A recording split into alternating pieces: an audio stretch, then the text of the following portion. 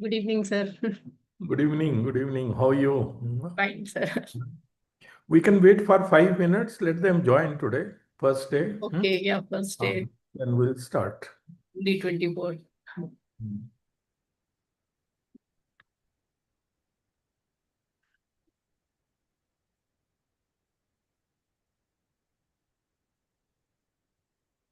Technical team, please send again the message in the participants group to join fast.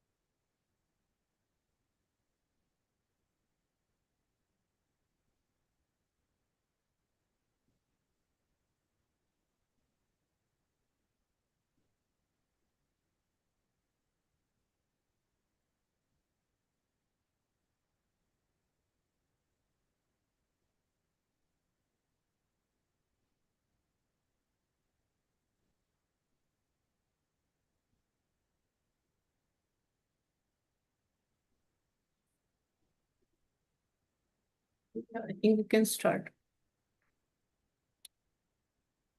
Yes, good evening, everyone. So I'm Professor Anuja Chauhan from AIU. representing on behalf of organizing team in this NEP orientation program going to run from 18th to 27th August 2026. So we welcome you all in NEP orientation and sensitization program, the 62nd batch.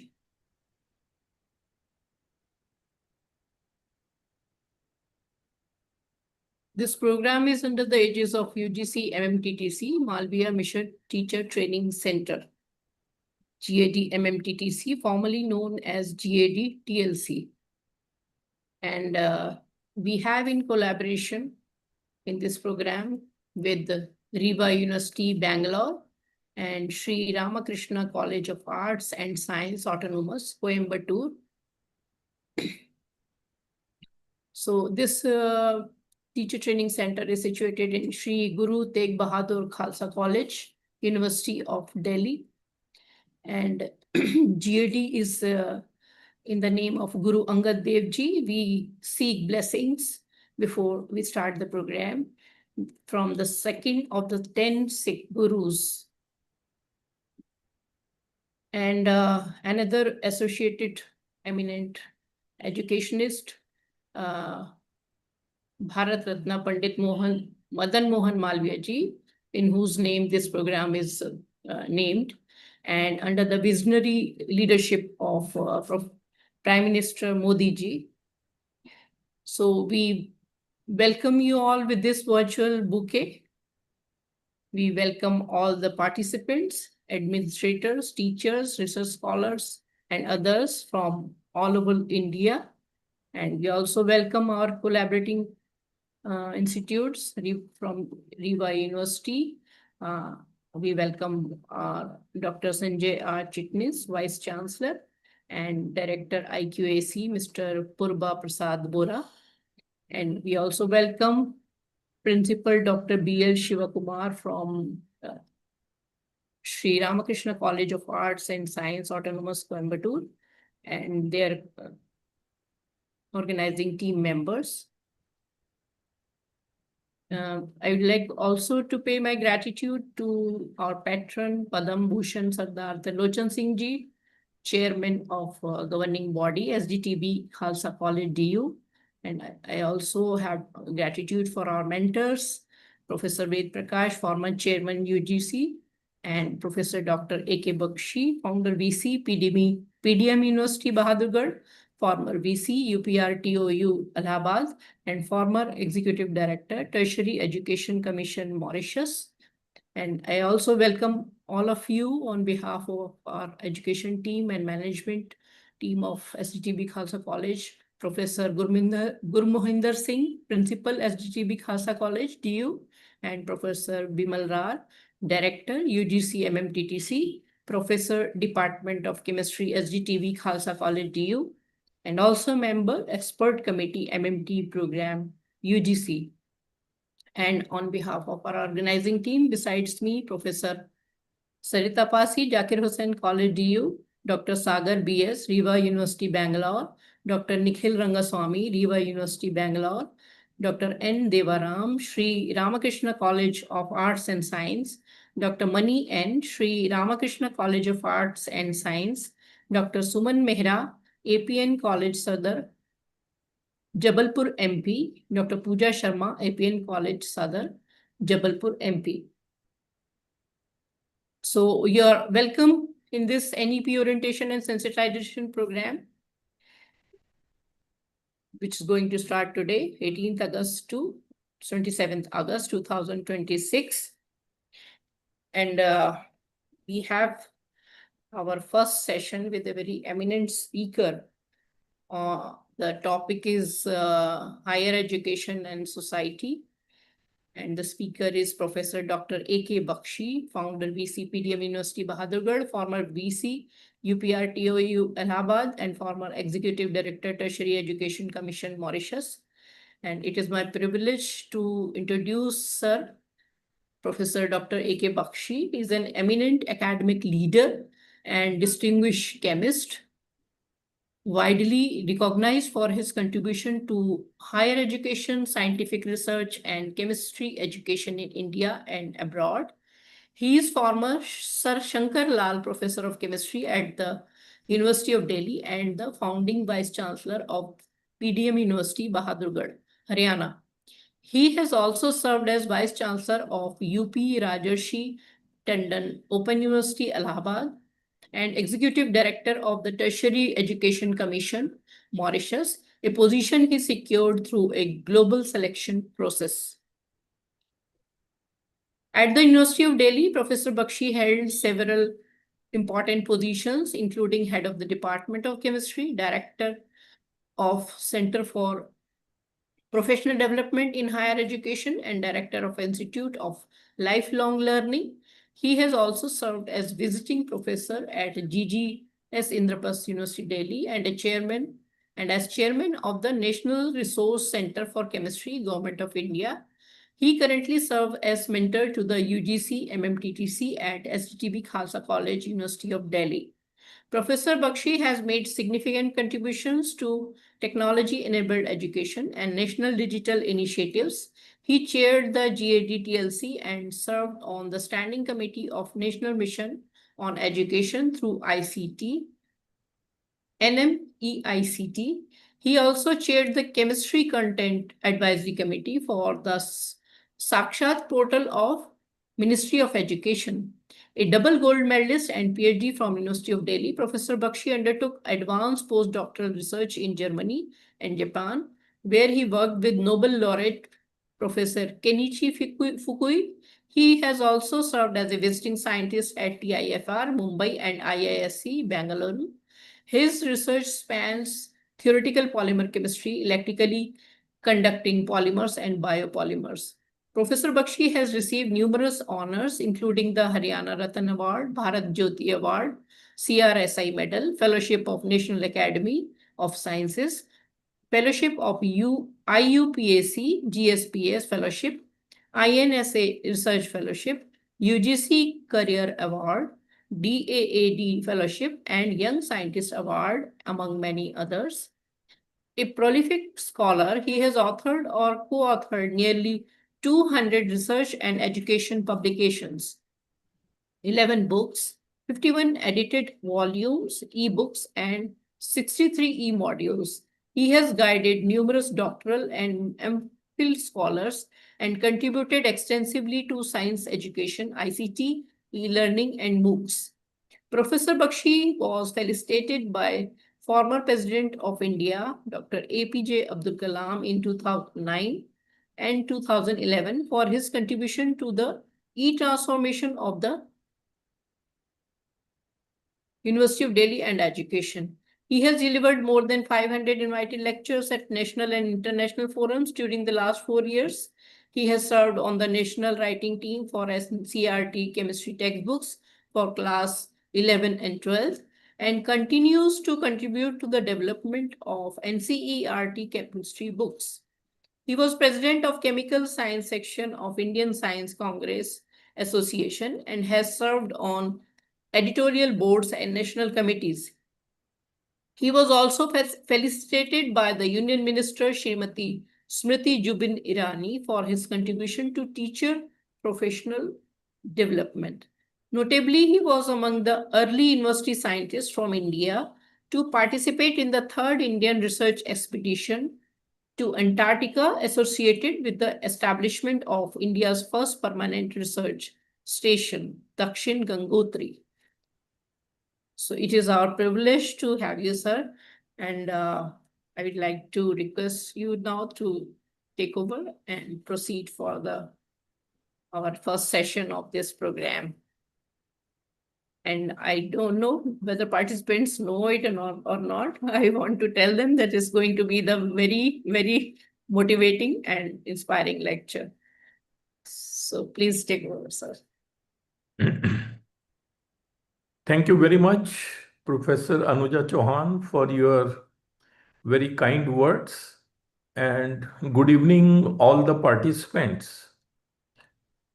It's a pleasure and a great privilege to have this opportunity to deliver this first talk at this NEP orientation and sensitization program being conducted by UGC Malviya Mission Teacher Training Center.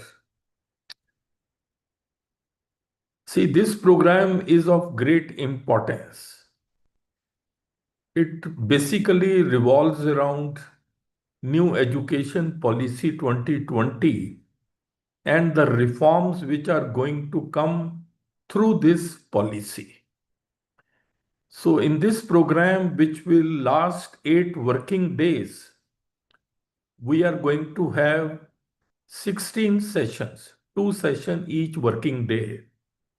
And it will cover different aspects of higher education. So this is going to be very, very important for all of you. All of you should join this program right in time. And a small request to all of you, please keep your videos on. I just find only 3-4 faces with videos on. Please keep your videos on. It is mandatory, under the UGC guidelines that you should attend this program with your videos on.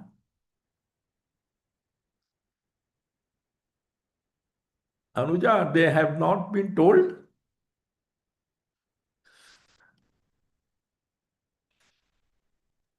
Yeah, I think everybody knows, and it will be again and again will be communicated in your WhatsApp group also. But you should know that it's very mandatory that you keep your videos on.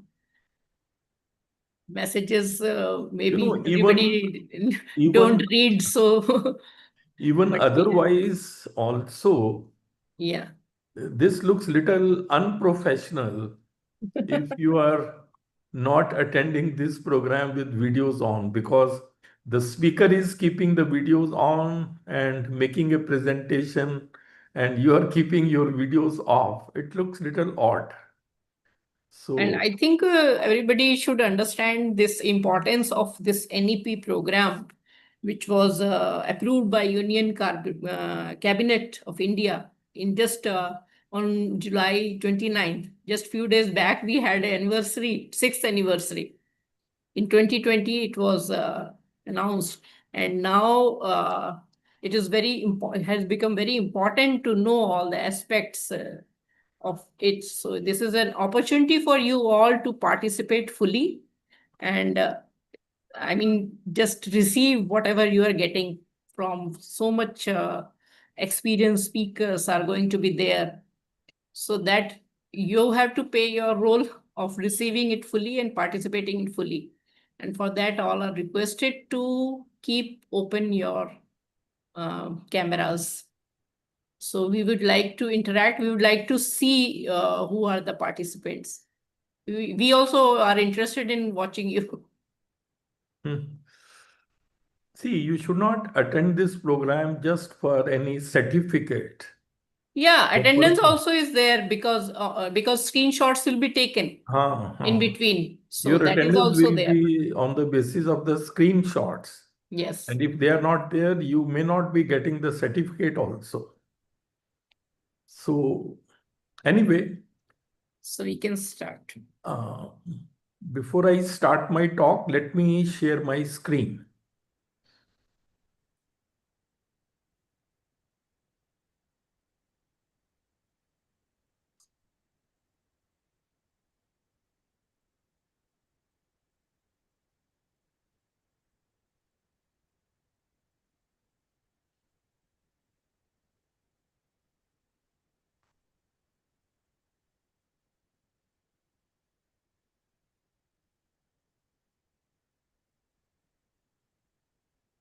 So this is the title of my talk: Empowering Teachers for 21st Century Challenges in Higher Education.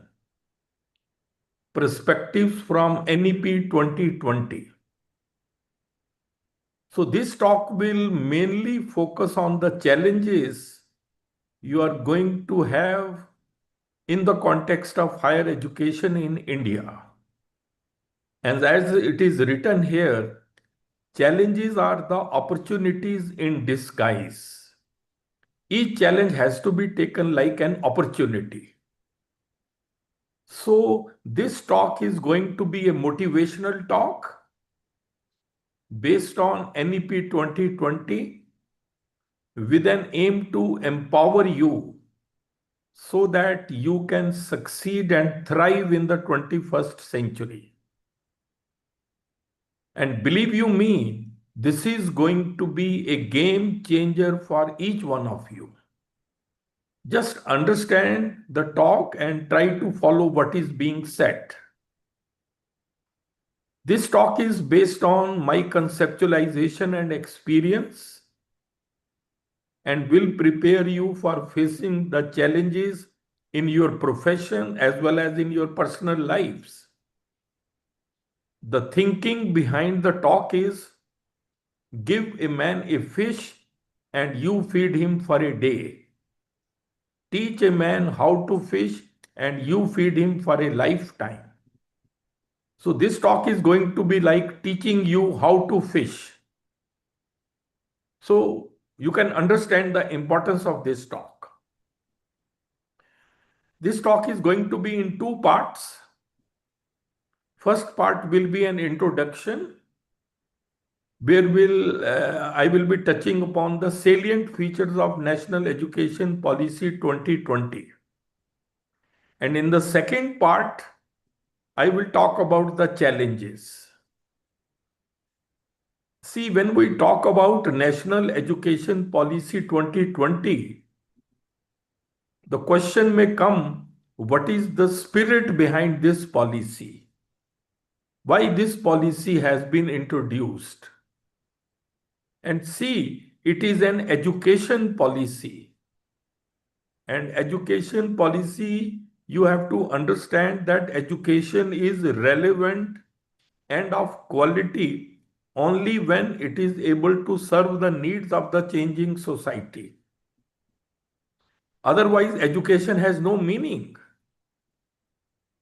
The needs of the society over a period of time have changed, and therefore, education system must also change. You will all agree that in the 21st century, the world is changing very, very fast, mainly because of technological advancements. And if you look at the history, the first education policy came in 1968. Second came in 1986. And now it came in 2020. Why after so much gap? Because society has changed significantly. Therefore, education system must change, and that is why the new policy comes. And this policy proposes various reforms in education which are suited to 21st century needs.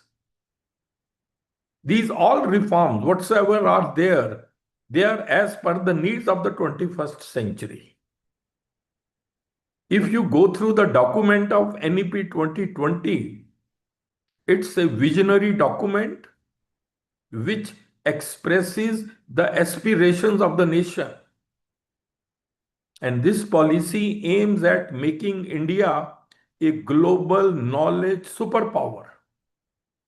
That means India should become superpower not only in knowledge dissemination, that is teaching learning, but also in knowledge creation, that is research. So we have to excel in both. Generally in our country, research is often neglected in various institutions. No, you have to excel.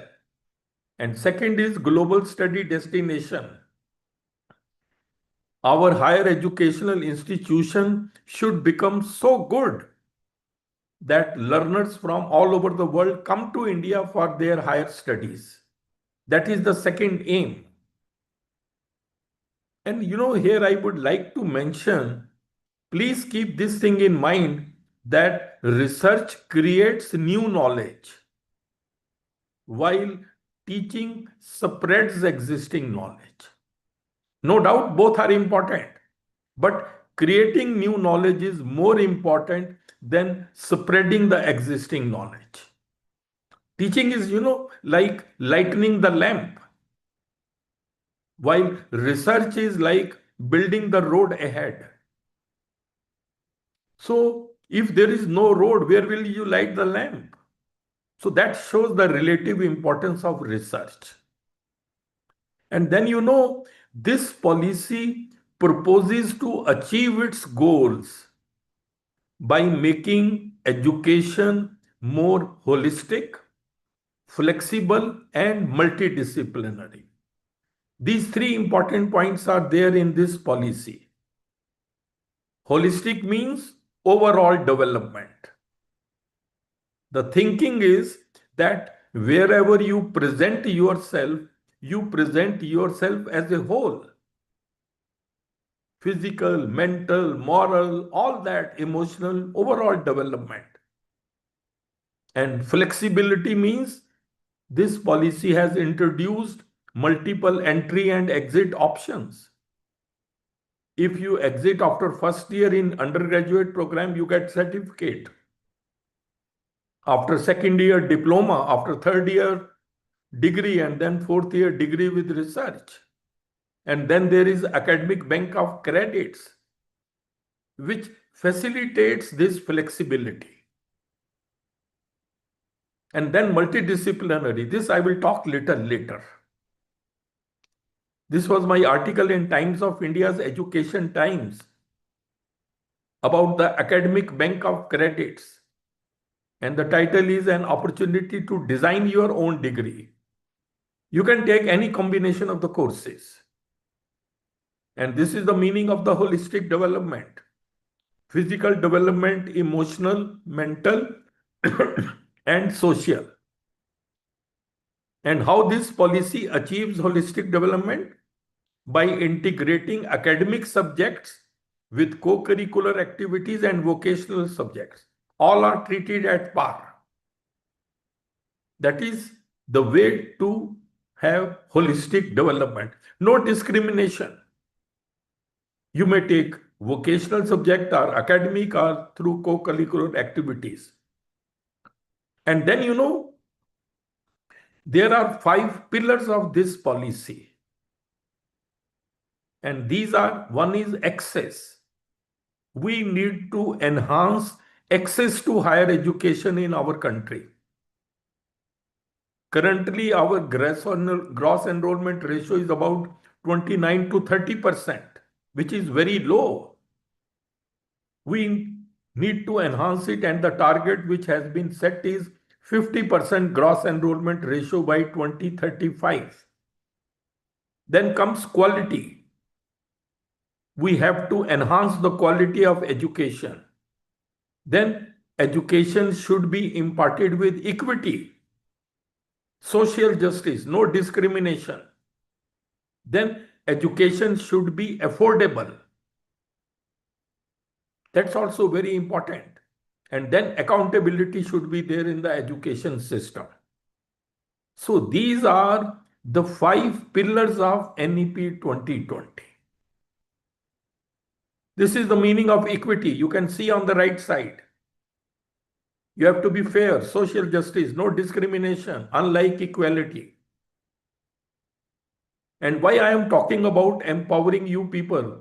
Because the quality of an education system can never exceed the quality of its teachers. So if you want to raise the quality of an education system, you must raise the competence level of the teachers. That is what this whole is. Once you are becoming more and more competent, naturally, you will pass it on to your students. Because, empowered teachers will then empower the students. So, directly or indirectly, we are doing everything to support student learning. So, everything which we say is ultimately to be viewed from that perspective. And you will all agree that our greatest natural resource is the minds of our children. India is one of the youngest nations of the world. 50% population is less than 25 years. 65% population is less than 35 years. So this demographic dividend which we have, we need to ready these young minds for future challenges. And to a great extent, responsibility rests with you, the teachers. You have to understand your responsibility, because teaching is one profession which creates all other professions. All professions come out of the teaching profession. And these students may be 25% of our population, but then they are 100% of our future. We cannot afford to ignore them. So that is basically the thinking. We have to give them the right type of education, quality education. See, you may be taking your classes regularly. You may be punctual, you may be very sincere, you may be completing the syllabus. But the question will remain, the education which you are imparting is the right education or not? If not, then you are miseducating the students. And please remember, a child miseducated is a child lost. We cannot afford to lose even a single child. We have to ensure that we give them quality education. So, this was the introduction where I just touched upon the salient features of National Education Policy 2020. Now I come to the main part as to what are the challenges in the 21st century. There are many challenges. And each challenge, as I said in the beginning, is an opportunity for you. The first challenge is coming from the present information age. See, we are all living in an information age where you can get any information just by the click of a button. But this information age has many challenges. This has become an age of uncertainty with respect to jobs. Job landscape is changing very, very fast. There is a future of the jobs report published by World Economic Forum, which says that you are not sure where your students will be employed tomorrow. Those jobs may not be existing at present. So there is a lot of uncertainty. Then this has also become an age of mass education. This is an age where more students over the next 30 years will graduate than since the beginning of the recorded history. Because, all colleges and universities are trying to increase gross enrollment ratio. So more and more students will be coming out of the colleges and universities. But traditional jobs are becoming less. So it will create a tough competition. Many takers are there, but jobs are too few. And then this is also an age of artificial intelligence. This is an age where artificial intelligence will equal the intelligence of the students by the time they finish their formal education. So why this is a challenge? Because, if you can have machines with the same intelligence as you, then why do I need you? I will work with machines. So that is another challenge. And you will all agree that all those jobs which are of repetitive or predictable nature, which require no critical thinking, no critical analysis, no research base, no specialization, all those jobs are going to be in danger, either because of artificial intelligence or automation or robotics. So this is happening. Look at the picture. This is going to be a common scenario in future. And then this information age is also becoming an age of misinformation and disinformation. All sorts of information are being spread, whether deliberately or unintentionally. And therefore, this has also become a global danger. That this information age is becoming an age of misinformation and disinformation. So, the challenge before the teacher is now what? The challenge is what to teach and how to teach, so that our children are successful in a future which looks so uncertain. This is going to be a big challenge for all of you.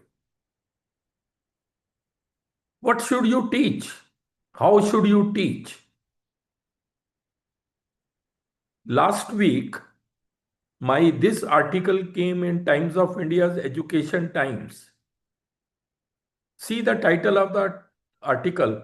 Why should students come to classroom in the age of AI? You search it on Google, you will immediately get it. Because every information is available instantly. Why should students then come to the classroom? The roles of the teachers will have to change now.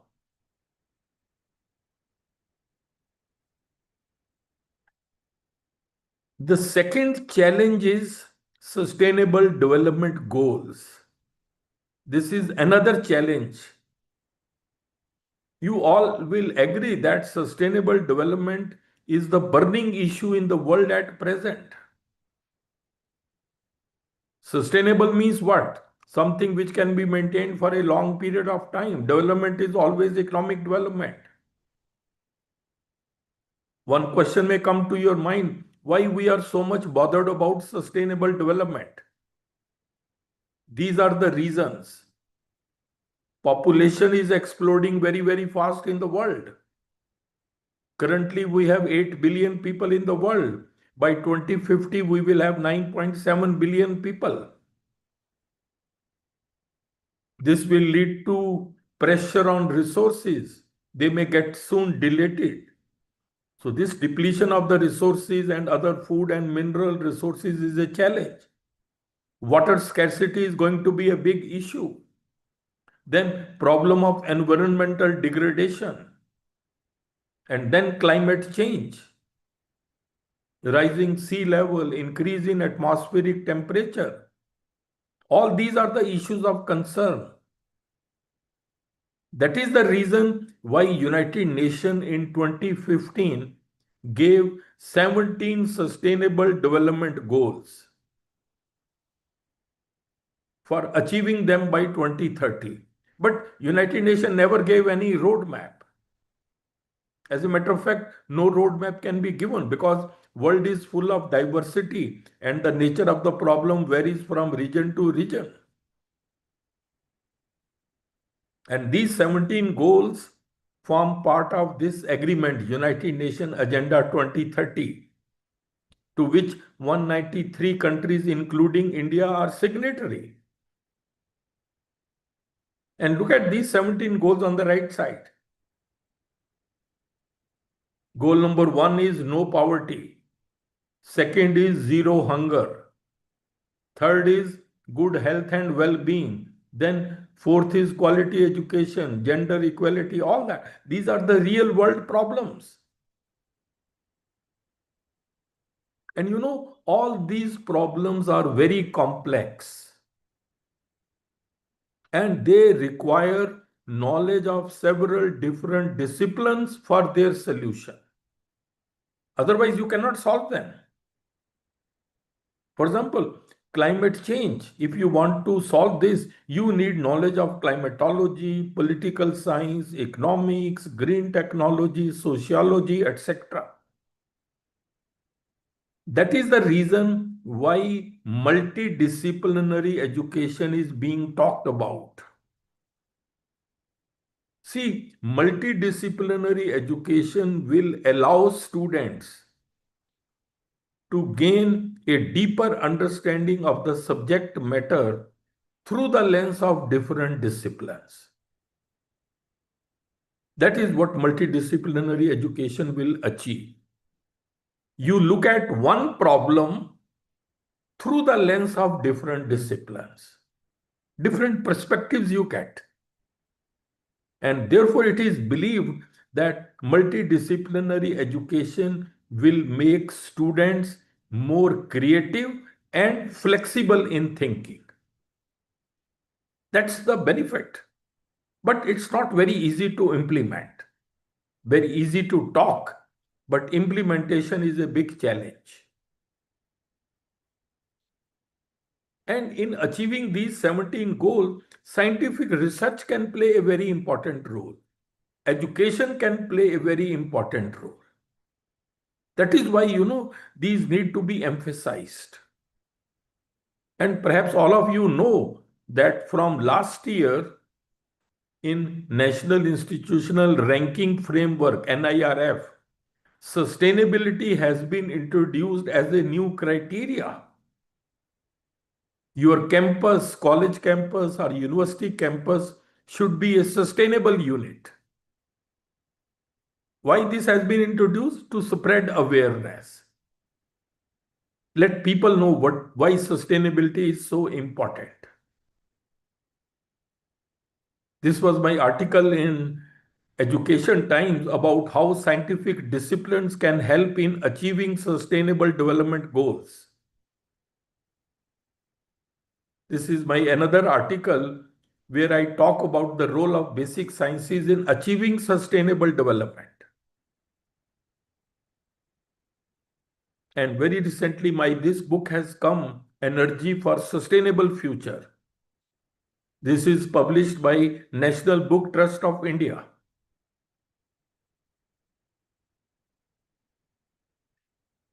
The third challenge is, 21st century learning needs.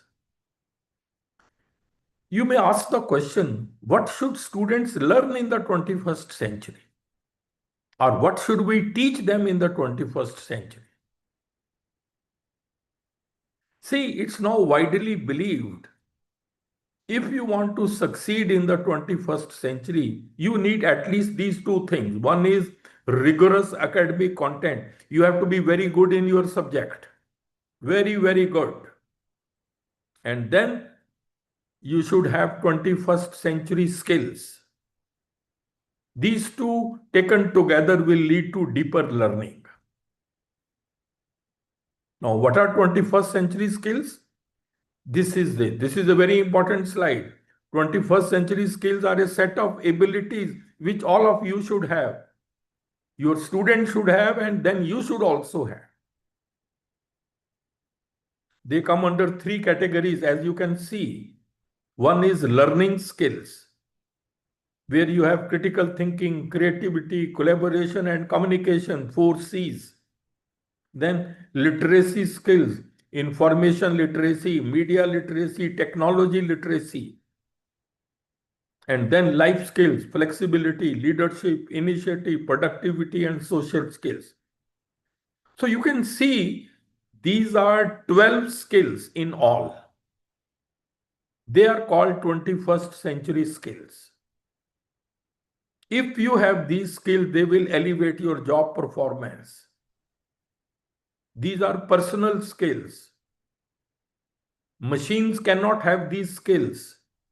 Artificial intelligence cannot replicate them. So these are very, very important. And therefore, quality education in the 21st century is this. This is the most important slide for all of you. You should take a screenshot of this. quality education in the 21st century should focus on these three things. Knowledge. What type of knowledge? Disciplinary, interdisciplinary, and practical. Then 21st century skills, which I just mentioned, and then domain-specific skill, some skill specific to your discipline, and then your personality, values, attitude, traits, all that. Education should focus on all the three. And these three things will determine your competence for any profession. See, you may go in any profession. Your competence will be determined by these three things: knowledge, skills, and personality. See, when we were students, focus was mainly on knowledge. Nobody talked much about skills or personality. But now they are very essential part of quality education. That is why, so many universities and colleges are focusing on skill enhancement courses to strengthen second point and value added courses to strengthen the third point. So what I mean to say is that success in today's world demands not just knowledge, but also 21st century skills and strong personality to enable you to innovate and navigate a rapidly changing technology-driven world. And then in knowledge, I also talked about interdisciplinarity. Please remember, no real-world problem can be solved just with the knowledge of one discipline. No. No real-world problem can be solved with the knowledge of one discipline. Interdisciplinarity is the need of the hour. See, all these different subjects, they are man-made compartments. Knowledge is holistic. One has to understand that. Innovation in today's world is no longer confined to single disciplines. It thrives at the intersection of diverse fields. When two or more fields come together, new solutions emerge, which were once considered unimaginable.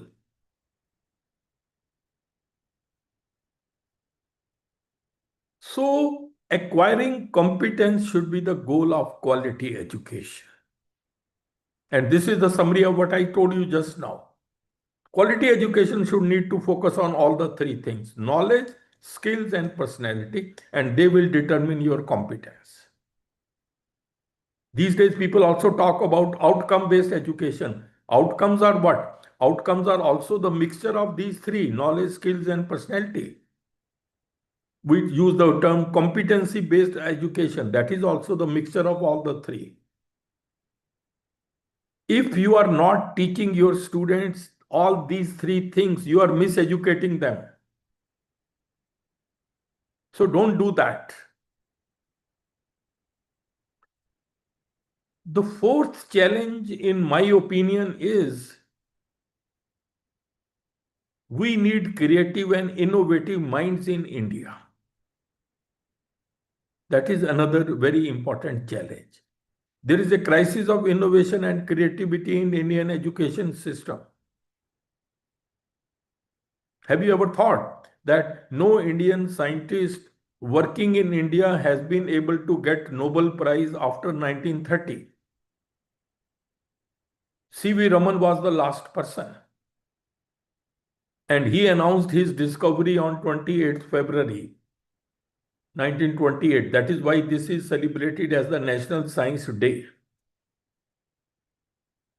In chemistry, nobody has got Nobel Prize. These people did get Nobel Prize, but they were non-resident Indians. Amartya Sen, although he is an Indian, but for years he has been working abroad. Abhijit Banerjee is an American citizen. So we have not been able to get a single Nobel Prize after 1930. It's almost 96 years. Just imagine. And look at these universities. How many Nobel laureates they have produced? Harvard has produced more than 160, Cambridge 124, Columbia 101, and so on. So have you ever thought why this? That is the reason why our ranking is so poor. It's all because of poor quality of our research programs. Our students do not come to research. Best students don't come to research. There was a report that best of the science students are going to civil services, IAS, etc. And look at this. 99% of the higher educational institutions of India are not contributing to the country's high quality knowledge creation. 99%, they are doing routine research, promotion driven research. Just because they want promotion, therefore they are doing research. And emphasis is more on quantity rather than quality. So why we are having poor quality of research? Why do we lack? It's all because of our education system. Our education system is outdated. It does not encourage thinking, innovation, and creativity amongst the students. The focus is more on examination, rote learning, and scoring high marks. That's not education. And without creativity, there can be no progress. Because then we are repeating the same things. So you can understand that there is a crisis of innovation and creativity in India. All because of our outdated education system. This was my article on crisis of innovation and creativity. We have to make education more creative. This is in Education Times, the creativity crisis in the Indian education system. And very recently I wrote in Times of India's Education Times that India should go for a two-track faculty system to transform higher education. Two-track faculty system. What it means is that we should have two-track faculty in universities and colleges. The teacher should either specialize in teaching or in research, not in both of them. No. Both are full-time jobs. They need full-time.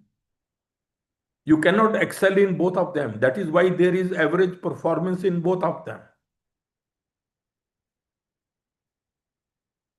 Some idea was that maybe in any department, in any college or university, 60% teachers can be teaching focused faculty.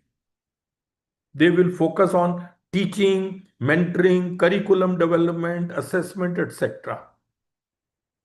40% may be research focused faculty. They will focus on research, publication, grant writing, guiding PhD. So they will have their separate roles. And even their promotions and assessment will be based on their specialized role rather than a mix of teaching and research.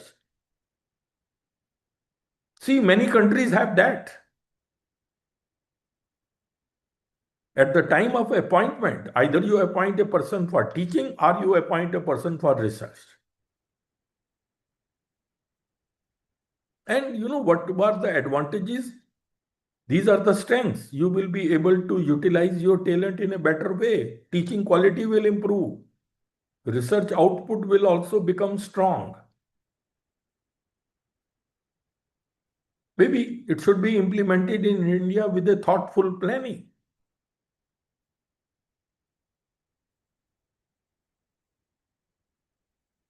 So This is another idea which we should try to adopt.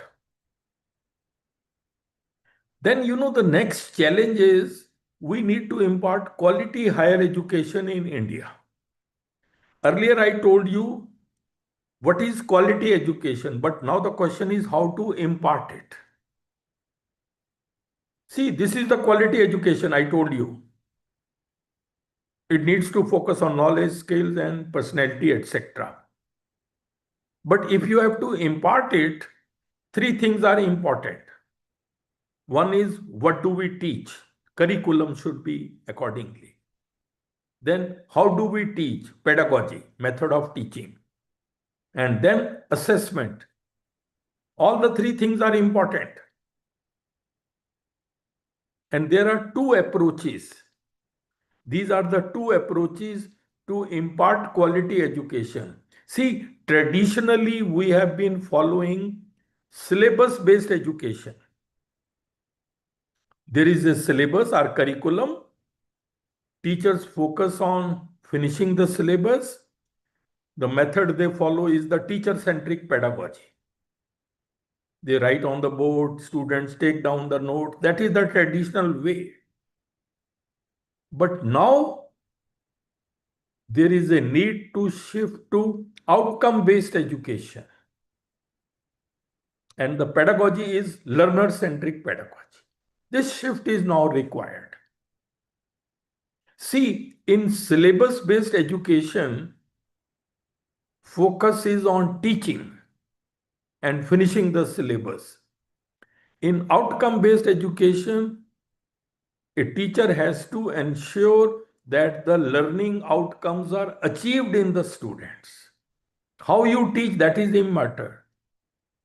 You may follow any method, but learning outcomes should be achieved. And learner-centric pedagogy is the way. Learner-centric pedagogy means you engage the learners.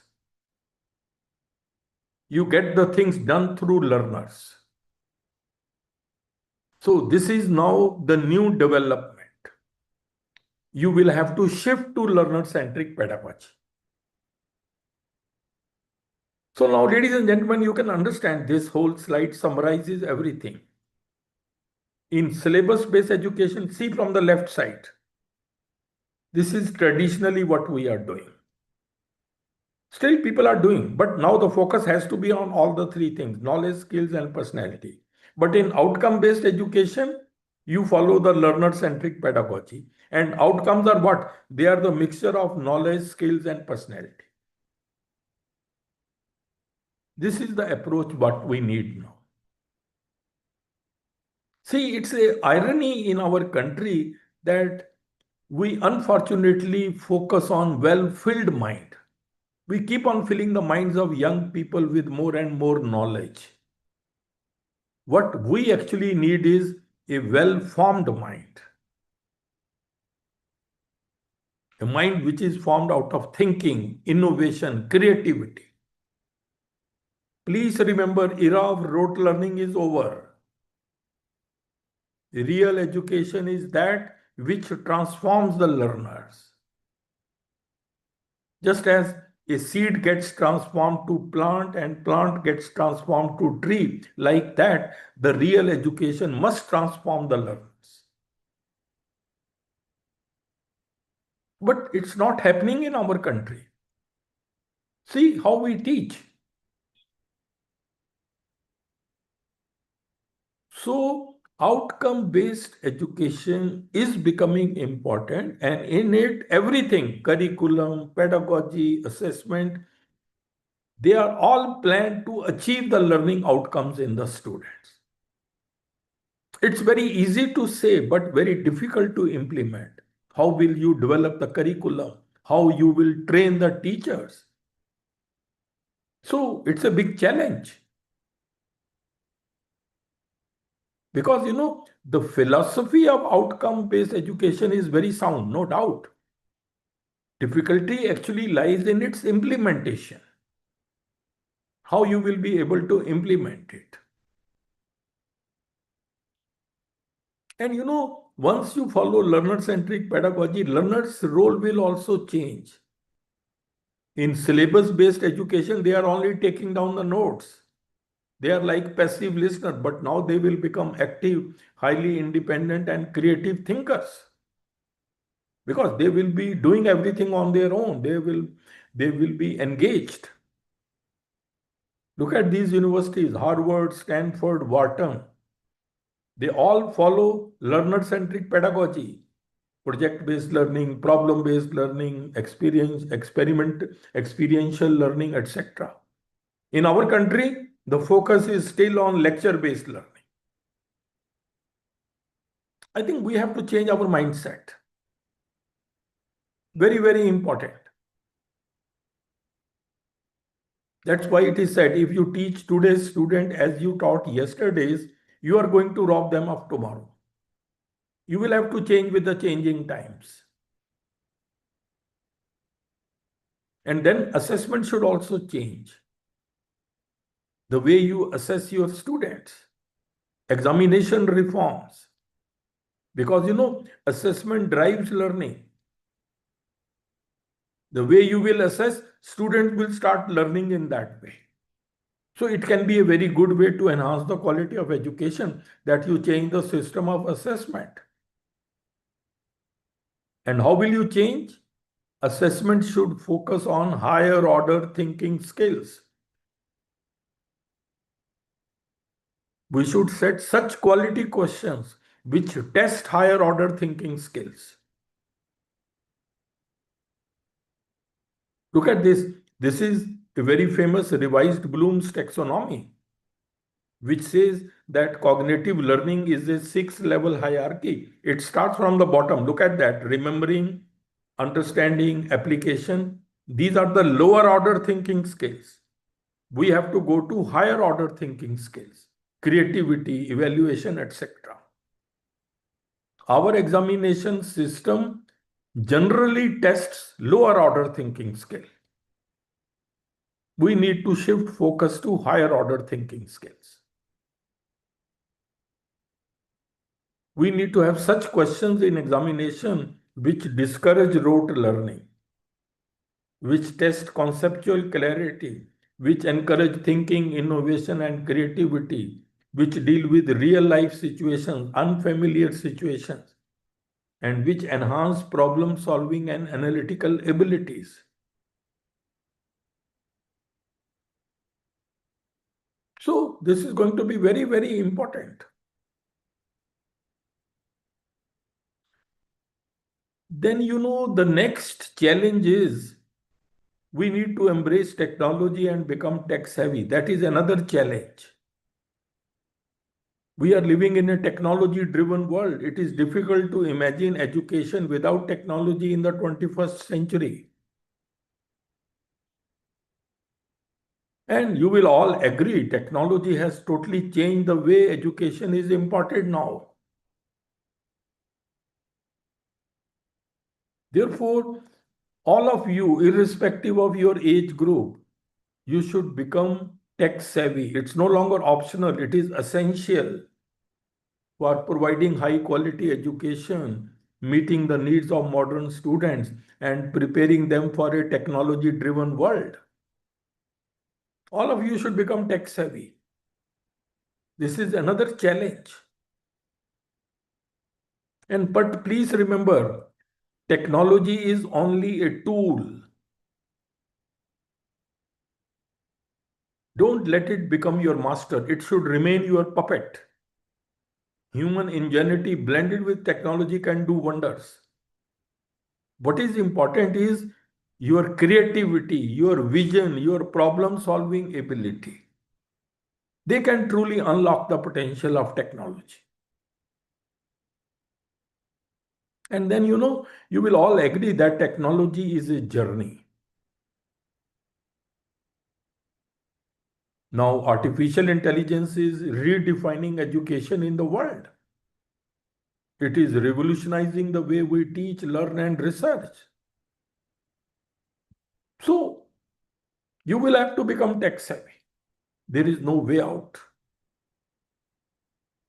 And once you become tech savvy, please remember technology will never replace great teachers, technology in the hands of great teachers is transformational. You first become a great teacher, have full command over the subject, and then tech savvy. That combination can do wonders. This was my interview in Times of India. Technology won't replace teachers. And in the light of this, the roles of the teachers are also changing. That is a new challenge for all of you. New roles of the teachers. Because of technology, roles of the teachers are going to change significantly. You will all have to become tech savvy, as I just mentioned. If your students are enrolled in e-learning and MOOCs, and if they have some questions, who will answer them? You. So you must learn how to manage virtual classroom and discussion forum, how to engage students by learner-centric pedagogy. Then you should have a new role of being a digital content creator. See, so many MOOCs are there. Who has created them? Teachers. Why not you? So you should be very proficient in the development of e-content and MOOCs. So ladies and gentlemen, there was a time when teacher was considered to be the only source of knowledge. Not now. Now so many sources of knowledge are available. So teacher role has changed from knowledge giver to facilitator of learning. You help students learn. Be like a mentor, be like a guide.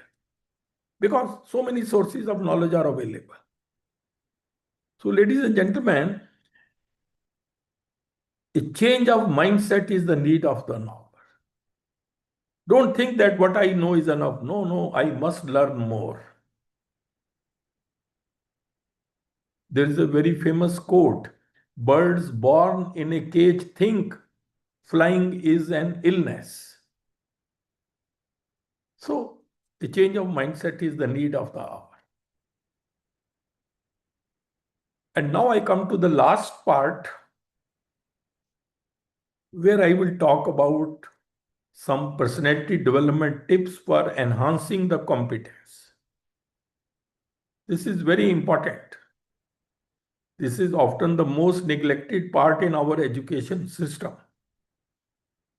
I showed you this slide. Your competence is determined by knowledge, skills, and personality. Now we will focus on personality. By personality, I mean a set of traits and behavior that characterize an individual. Personality doesn't mean your looks. Nothing to do with physical appearance. And why personality is important? Look at that. 87% of all people fail, not because of capability, but because of personality. And the worst part is, most of the people don't know that their own personality is coming in the way of their job performance. And these personality traits provide the underlying resilience and drive needed to leverage knowledge and skills. You may be very knowledgeable, you may be very much skilled, but you need to have the right personality traits if you want to leverage your knowledge and skills. Therefore, you should remember, that personality is very important. Therefore, I am going to give you some personality development tips in the form of life lessons. They will enhance your competence. See, there is a famous quote, life can only be understood backwards, but it must be lived forwards. So, look at this picture, a grand old lady telling little girl, life looks like an eternity, but actually it is just a short trip. You never know when the trip will be over. Therefore, all of you should learn the art of living. It's very unfortunate that most of the people only exist. Living has become rare. And art of living means capability to draw pleasure from life and to succeed in the greatest test called life. Life itself is a great test. You have to be successful in that. That is the meaning of art of living. And there is a very famous quote, you only live once. But if you do it right, I think one is more than enough. So the first tip is you should be all proactive in life. Very important. Proactive means everyone chooses how to approach life. If you are proactive, you will focus on preparing. If you are reactive, you will end up focusing on repairing. So proactive people are able to take initiative, they are able to make choices, and hence they are able to control outcomes. So be proactive in life, very important. Then you should all come out of your comfort zone. Many young people, very soon they go into comfort zone. Oh, I am getting good salary. My husband or wife getting good salary. So children are well set. So it's a sort of comfort zone. Please remember, life begins at the end of your comfort zone. It's only after you have stepped out of your comfort zone that you begin to change, grow, and transform. So come out of the comfort zone, plan and manage your career well, and reach towards your goal. Work hard sensibly. See, you must be all very hardworking, I know, but sensible is important. Sensible means direction is more important than speed. Choose your direction very carefully. Of course, you are free to choose any direction. Nobody can stop you. But then you will not be free from the consequences of your choice. And in whatsoever you do, excellence should be the key word. See, in today's world, to be good is no longer enough. No. Excel in whatsoever you do. Look at the quote. A penguin can never be a giraffe. So try to be the best penguin you can be. Then you should be all resilient. Resilient means bounce back. There are many setbacks, there are many failures in life, but that's not the end of the world. You should keep moving. You should bounce back. Look at one quote. Do one thing every day that scares you. This will give you a lot of confidence. Then self-belief is another quality you should have. Look at the quote. A bird sitting on a tree is never afraid of the branch breaking because her trust is not in the branch but in her own wings. So self-confidence is very important. It may not give you success, but it will give you power to face the challenges of life. Then self-discipline, very, very important quality. Self-discipline means mastery over your thoughts. If you can control what you think, you can always control what you do. So control your mindset. Because there is nothing in this world that can trouble you more than your own thoughts. So try to control yourself. Cages are not made of iron, they are made of thoughts. On an average, a person thinks 7,000 thoughts a day. So try to control them. If you can learn self-control, you can master anything. Start practicing it. See, brain is like an organ, but mind is like a software. Through practice, you can control your mind. And once you can control your mind, you will be the winner, because there is a very famous quote. one thing which can control your future is through your mindset. And then be positive and honest. You don't need to announce to the world, nobody will bother, but have always positive thinking. Positive thinkers will have a solution for every problem, and negative thinkers will have a problem for every solution. So always think positive. Then overcome the fear of failure. This is a very common problem. The fear of failure, sometimes because of this, people don't take any initiative. Don't do that. वो कहते हैं ना, जब तक तुम डरते रहोगे तुम्हारी जिंदगी के फैसले कोई और लेता रहेगा. So overcome the fear of failure. And as Bill Gates once said, if you are afraid of failure, you don't deserve to be successful. Failures can be the pillars of success depending on how you take them. Take them like the first attempt in learning, stepping stone. Your attitude towards failure determines your altitude after failure. Very important point. See, everything is attitude or mindset. And there is a very famous quote that you can change your entire future just by changing your attitude. That is the greatest discovery people have done. Just by attitude, you can change your world. Then stop worrying and start living. Worry is a very common problem. Please remember, worry is a misuse of your imagination. You suffer more in imagination than in reality. So, one day you will look back and realize you worried too much about things that don't really matter. But by the time you will realize, time would have gone. So what is the use? So the best thing is you worry only about the things which are in your control. And what is in your control is your attitude, your effort, and your focus. These three things are in your control.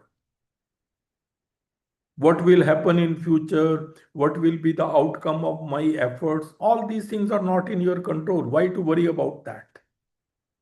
This simple demarcation can change your life. Then control anger. Everybody gets angry. But whenever you get angry, think of this slide. The fire of anger burns you first. And one more thing you should remember, never say mean words out of anger. Your anger will pass, but your mean words can scare a person for life. Use either kind words or be silent.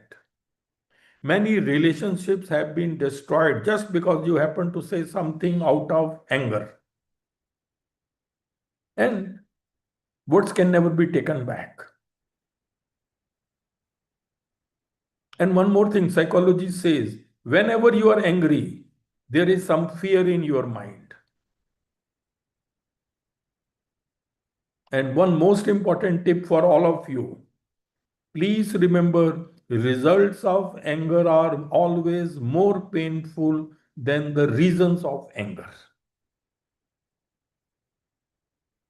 Very important point. And then never become arrogant. Sometimes a small success goes into a person's head and the person becomes arrogant. No, never do that. वो कहते हैं ना, कभी किसी चीज का घमंड आ जाए तो शमशान का एक चक्कर लगा आना, तुमसे बेहतरीन लोग वहां राख बने पड़े. Arrogance is the surest path to failure. Remain humble. Take everything as a part of life. That's all. There may be ups and downs. Please remember you are dust and to dust you will return. Keep this reality of life always in mind. And then time management is very important. This I think you should learn and your children, your students should learn. If today you are 40-year-old, all 40-year-old people have got the same time. The secret to success is how you manage your time. Manage your time very careful. Time is the only coin of your life. Try to maximize your performance in the shortest time. वो एक अमिताभ का coat है ना, कल खो दिया आज के लिए, आज खो दिया कल के लिए, कभी जी ना सके हम आज आज के लिए, बीत रही है जिंदगी कल आज और कल के लिए. That's how the whole life passes. So invest your time, don't spend it. And every day is once in a lifetime. Take it like that. And every day is also the first day of the rest of your life. You don't need more time. I think you already have enough. You need fewer excuses.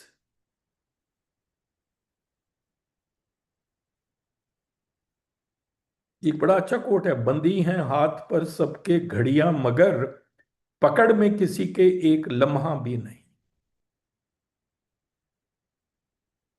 And then, the message is you should all live in the moment. This is the best thing you can do. Live in the moment. The present moment is the only moment available to us, and it is the door to all moments. Life becomes more meaningful when you realize the simple fact that you will never get the same moment twice. So make the best use of the present moment. वो एक बड़ा अच्छा हिंदी का coat है, मैं कल को तलाशता रहा दिन भर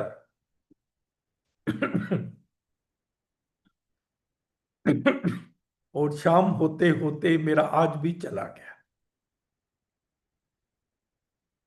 So ladies and gentlemen, I'm just finishing 2-3 minutes more. At the end of the day, I told you so many challenges today. Your biggest competition is with you only. You should become the master of your mind. You should not become the puppet of your mind.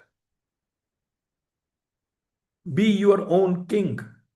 And you are a king if you know how to rule yourself. Learn that. And one most important quality I am again repeating is self-control, mindset. वो कहते हैं ना, you don't have the problem, you are the problem. Attitude is everything. स्वर्ग भी तू है, नर्क भी तू है, इन दोनों का फर्क भी तू है. जिंदगी छोटी नहीं होती, लोग जीना ही देरी से शुरू करते हैं, और जब तक रास्ते समझ में आते हैं तब तक तो लौटने का वक्त हो जाता है. So I think the message is very loud and clear. And then it's never too late to be what you might have been. Still you can change your life. You may be 30, 40, 50, 60, whatsoever may be your age. The years they have gone, they are gone. Still you can change your life.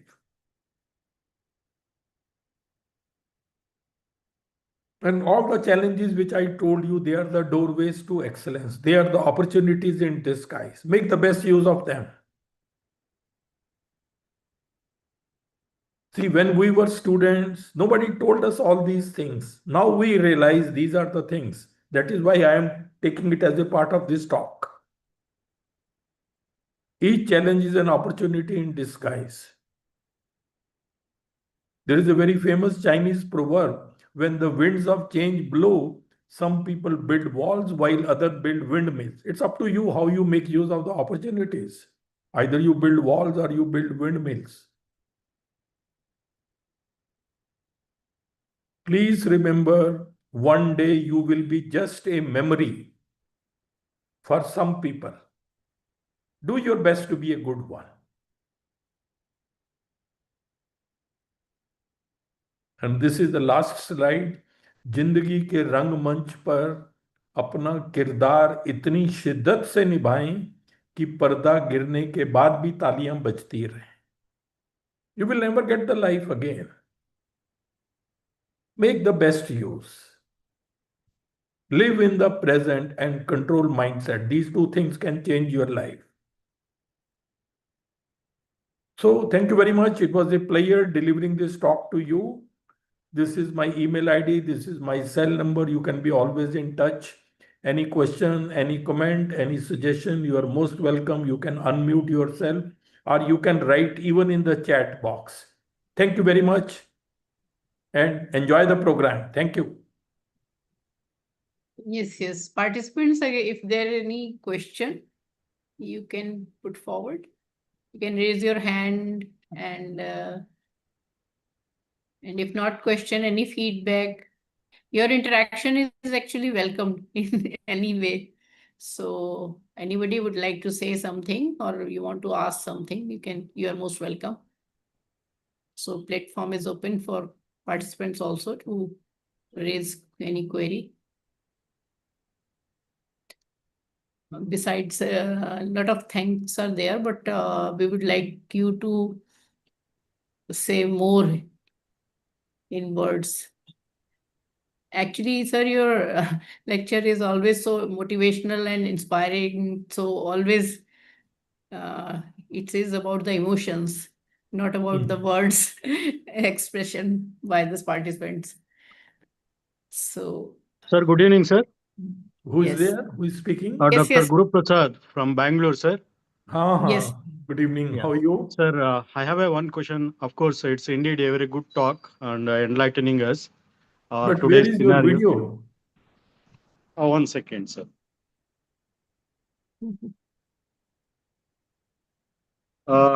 Yes. Myself is Dr. Guru Prasad, sir, from Reva University, Bangalore. Yes. Yeah. So my question is to you. Nowadays, universities, it's a teacher's role is multitasking. So it's very difficult sometimes to manage also. So what's your view on this one, sir? Multitasking in what sense? So not only the teaching, research, and also other academic works we have to do. So all these things. Earlier it was not there, but nowadays because of technology and also rankings for the private universities and all. So this is the main scenario what we're going to see. So it's a This is multitasking something job that for is why, I said in my talk and in my that newspaper article, we will Yes. not be able to get best out of our education system if a teacher is supposed to do teaching as well as research and as well as many other things also. Then where will be the time for doing or excelling in all of them? That is why, most of the teachers focus on more on quantity than on quality. They are hardly bothered. They just want publication so that they can be considered for promotion. Yes. That is why the quality gets compromised. Yes. And even the teaching also suffers because they don't pay that much attention to the teaching and they just focus on, finishing the syllabus and all that. So everything suffers. And the result is nothing. That is what I told you. There is a crisis of innovation and creativity.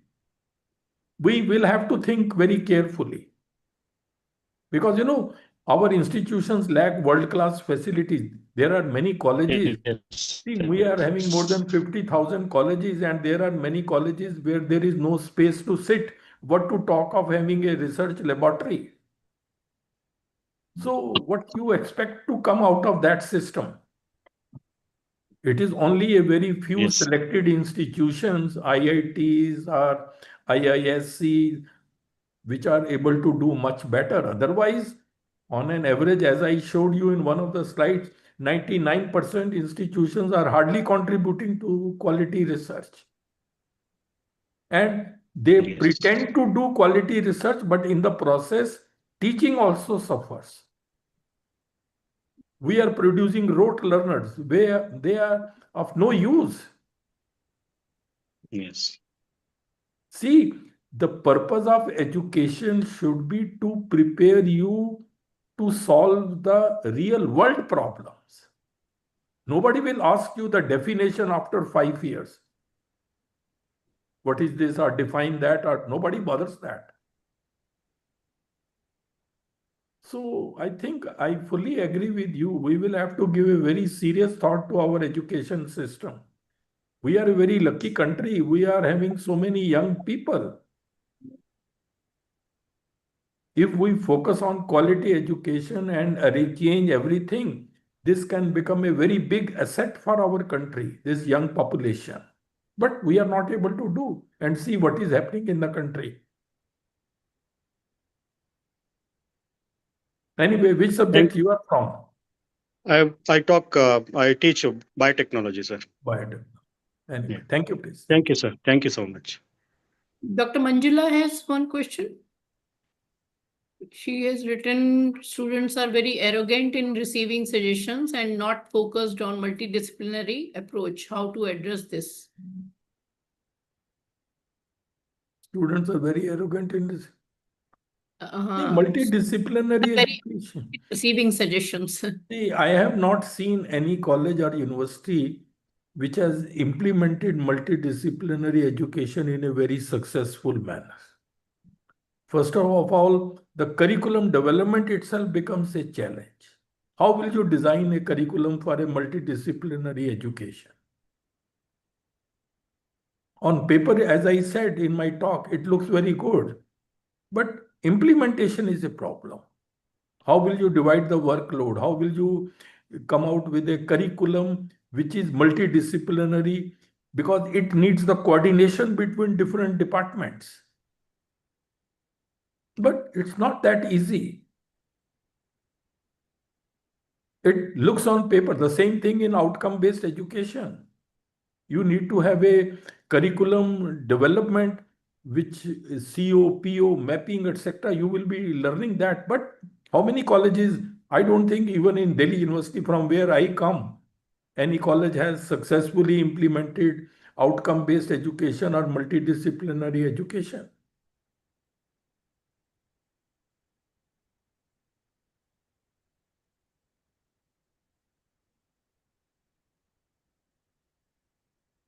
Somebody is asking if a faculty is good in both teaching and research, how to go about, which should be the priority. Let the faculty decide where he or she would like to go. You cannot excel in both of them. That is the reason the result is the average performance in both of them. You decide whether you will prefer to go to teaching or to do only research. That should be the thing. Leave it to them. Let them devote 100% time to quality research.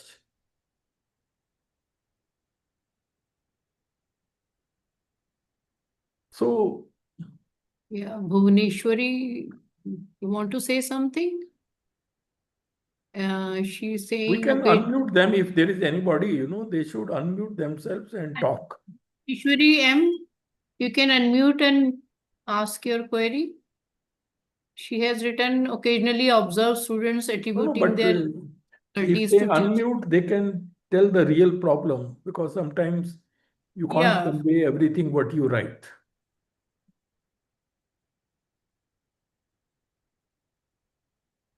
Otherwise, we will be having Can more. Yes. Yeah, you can speak. So it was a very useful session, sir. Sir, Thank you. my question is, I occasionally observe students attributing their learning difficulties to teachers, expecting effortless acquisition of knowledge. Many appear disengaged from genuine learning, attending college primarily due to social pressures. Could you please offer suggestions on how to address this issue, sir? See, I think you have to tell them in today's world, knowledge alone is not sufficient. You are already living in an information age where you can get any information instantly. As the world is, skills are now becoming more important than degrees. There are many companies which are recruiting people just on the basis of the skill set they have. Because skills are practical, knowledge is theoretical. No doubt both are important, but skills are now becoming more important than degrees. The unfortunate part in our education system is we still focus on knowledge. We have not been able to train our teachers to lay more focus on acquiring skills in the students, practical applications, enhancing their problem solving abilities. That is missing in our students. Maybe in some of the subsequent lectures, we will have a separate talk on skill development also, and also on the methods of teaching which you should follow in the class. So just wait for more sessions Yes. to come and all these aspects will be covered. This was just an introductory talk to tell you what all is expected. But we are going to have 16 lectures and we are having many eminent people. They will talk on all these aspects.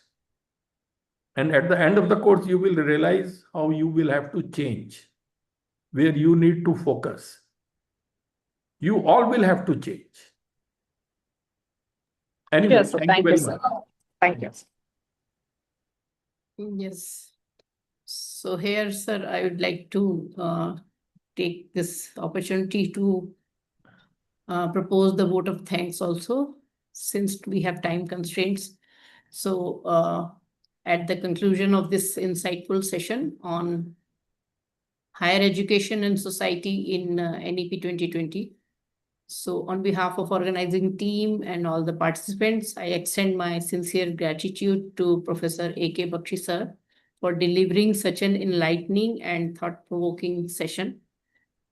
Sir, your valuable insights into the transformative role of higher education under NEP 2020 have, of course, deepened our understanding.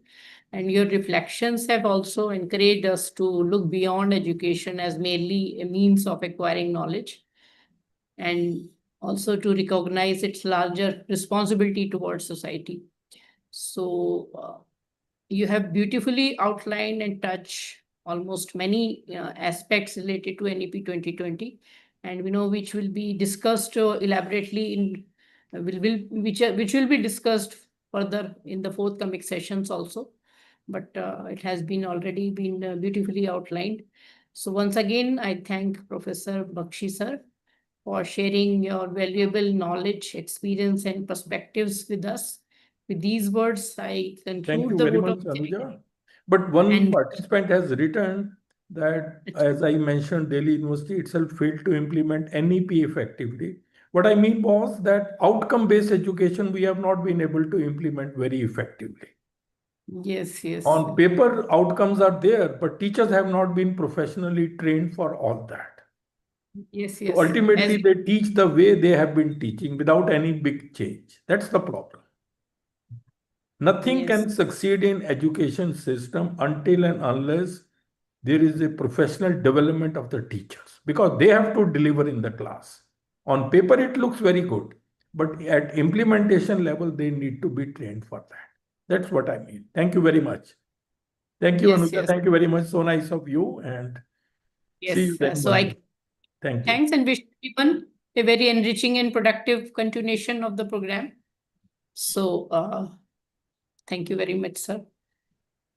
And as you said, you were discussing about the syllabus-based education. So that is, I think, still on. Oh, mostly just that is continuing. That's what I say. Yes, yes, yes, that's true. So we expect more interactions and discussions in the forthcoming sessions. So sir will also be delivering more sessions. So here we conclude this first session. Thank you very much, sir. Thank you. Thank you very much. So participants, we can have a short break of 5 minutes. Around 6:45, Professor Vimal will be joining, and she will take you to the journey of regarding more knowledge about the MMTTC center and its growth and many other features. So we'll start at around 6:45. So till that, you can have a short break. and freshen up.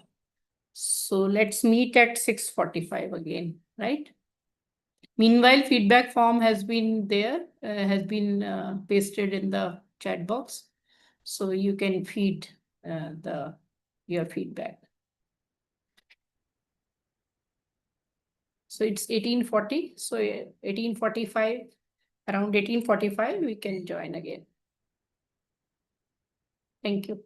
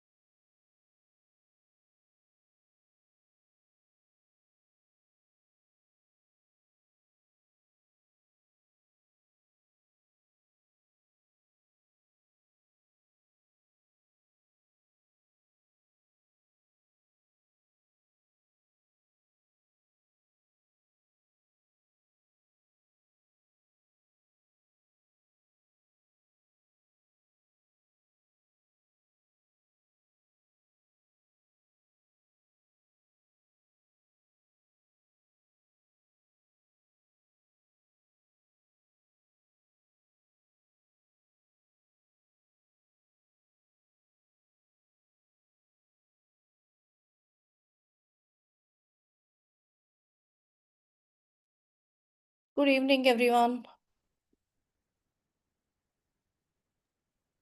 Good evening, Anuja. How are you?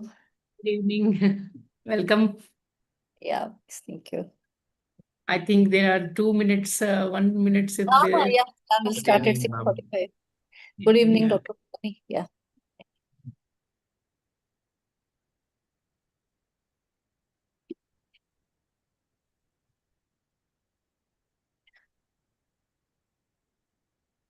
So who will be joining from Reva University? Professor Chetnis will be joining or Ma'am, Mr. Purba sir will be addressing. Mr. Purva? Okay, Yes, fine. yes. You're there. Okay, hi. And from Sri Ramakrishna College of Arts and Science, Coimbatore, Yes, ma'am. Dr. Shiv Kumar is there? Ma'am, no, ma'am. Dr. I. Parveen Banu, IQAC coordinator will represent our college. Dr. Praveen Babu. Parveen Banu. Okay. Let me just write that.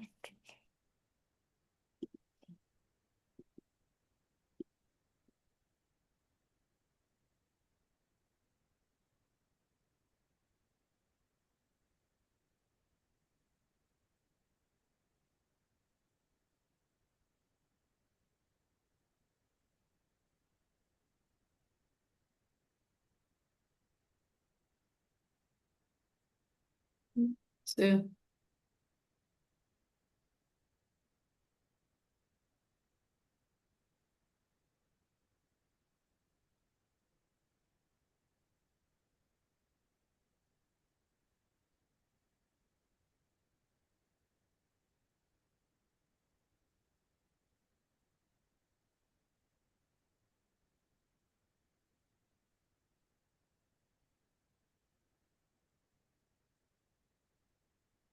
So with Reva University is the 5th batch, Yes, ma'am. Dr. Sal? Yes, Yeah. yes, ma'am. Okay, because we'll have only 2 more batches, so just see that whoever is remaining from your institution, they are covered. Because after Yes. September, this NEP will stop as per the Okay. new guidelines. Yeah. Right. So just see. Yeah, we have already committed you. So Hmm. yeah.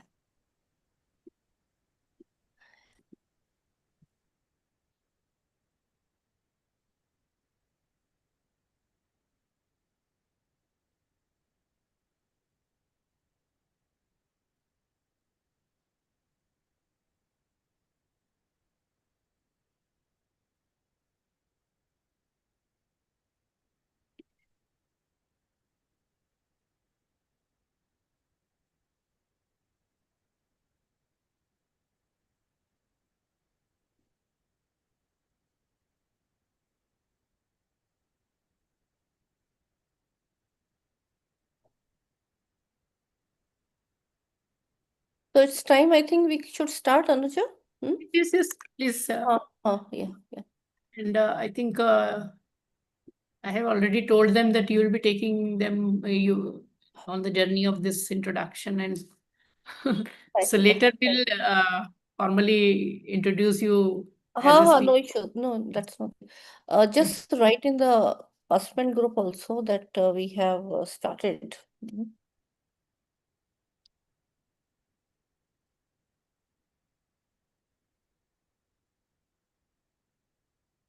Hope they have the Zoom link which needs to be shared again to them. Some of them are joining now. Yeah. Okay, so good evening, each and everyone. And I'm Wimple Rar. Let me take you further to the important information and informal inaugural to apprise you about this program. So welcome to this 62nd batch of NEP orientation and sensitization program. Starting from today, that is 18th August, we will continue the school learning journey till 27th August 2026. This particular batch of NEP orientation and sensitization program is being conducted by UGC-MMTTC, which is Malve Mission Teacher Training Program, a center of Ministry of Education and UGC, situated at my own premier institution. And this is also being conducted in collaboration with the 2 premier institutions of our country, Reva University, Bangalore, and Sri Ramakrishnan College of Arts and Science from Coimbatore. I welcome each one of you, and the center is located at my own premier institution, Sri Guru Tegh Bahadur Khalsa College, a constituent college of University of Delhi. I welcome you on behalf of my college as well as University of Delhi. And especially I will like to announce this information. Very important year for us in Khalsa College. We have completed 75 years of journey. The college was founded in 1951. So we are celebrating the 75 years of our existence and wishing many more years to the type of vibrant culture we have where the holistic education is truly in place. And the center is named in the honor of Guru Angad Dev Ji, the second of the 10 Sikh Gurus. So we always seek blessings from this pious soul now. And also, we will like to remember Bharat Ratna Pandit Madan Mohan Malviya Ji, in whose name this entire scheme has been named at the central level, Malvi Mission Teacher Training Program, under which now there are around 150 MMTT centers. And this entire scheme is being rolled out in the visionary leadership of our Prime Minister Modi ji. And this all is being done as a part of implementation of national education policy. Since 2023, this scheme is revamped. So I welcome each one of you with a virtual bouquet of flower, especially starting from all my colleagues who have joined as participants, some seniors, some junior, and some research scholars as well, and many administrators. So welcome to each one of you who have joined from different parts of our lovely country, India. And special welcome goes to Professor Sanjay Chetnisji, who is the Honorable Vice Chancellor at Reva University, Bangalore, and his entire team. And today, Mr. Purva Prasad will be representing Sir and the entire team of Reva University. And also, I will like to welcome Dr. B.L. Shivkumar, Principal of Sri Ramakrishnan College of Arts and Science, Coimbatore, again in absentia, and his entire team. I think IQAC coordinator, Dr. Praveen, will be joining us to represent this institution. I also am thankful and gratitude to the blessings I am getting from my senior leadership, the patron of the center, chairman of governing body SCTB Khalsa College, Sardar Talochan Singh sir. From more than a decade now, since 2013, we started national level projects, and we are getting support of the governing body as well as the entire all the principals and I'm thankful to also two great academicians of this country, Professor Ved Prakash sir, former chairman UGC, and Professor A.K. Bakshi sir, founder VC PDM University Bahadurgarh, whom you heard just now in the first session, for mentoring our centers and helping us serve the cause of our fellow colleagues in empowering them to know about what are the changes happening in higher education and how they can be implemented in a positive way, whether it is their teaching and learning requirement, or it is the research, or it is the integration of technology. We bring you the best of the resource person, and our center is known for that. And I'm thankful that all our participants who attend our programs become our brand ambassadors. So I welcome all of you to be our future brand ambassadors. I also welcome you on behalf of our principal, Professor Gurmohinder Singh, who is providing visionary leadership not only to our college, but to the center also, where we are now marching ahead with greater vigor. And I'm your main host, Vimal. In my organizing team, I'm thankful and we're looking forward to great support from the entire organizing team. Professor Sarita Pasi, you may not be looking at her very often, but at the back end, she's there designing all these uh, things. And along with that, in the front end, we'll have the key person for this batch, Professor Anuja Chauhan. Thanks, Anuja. And we will also have the support coming from three institutions. Reva University, represented by Dr. Sagar and Dr. Nikhil. Then Sri Ramakrishnan College of Arts and Science by Mr. Devram and Dr. Mani. And two more volunteer colleagues, Dr. Suman Mehra and Dr. Pooja Sharma from APN College, Sadar, Jabalpur. And you all also can be here because we keep on taking help from all those who volunteer, and all of you can also be collaborating institutions with our future activities. So with these words, let us begin this by taking blessings of the Almighty.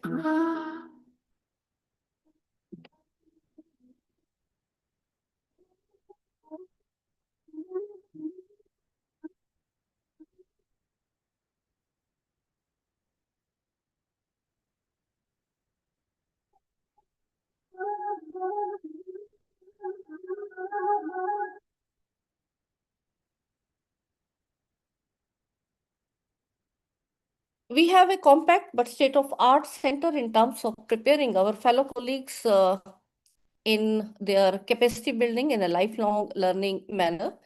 As a journey of our core team, we started national level activities when we contributed in e-content development.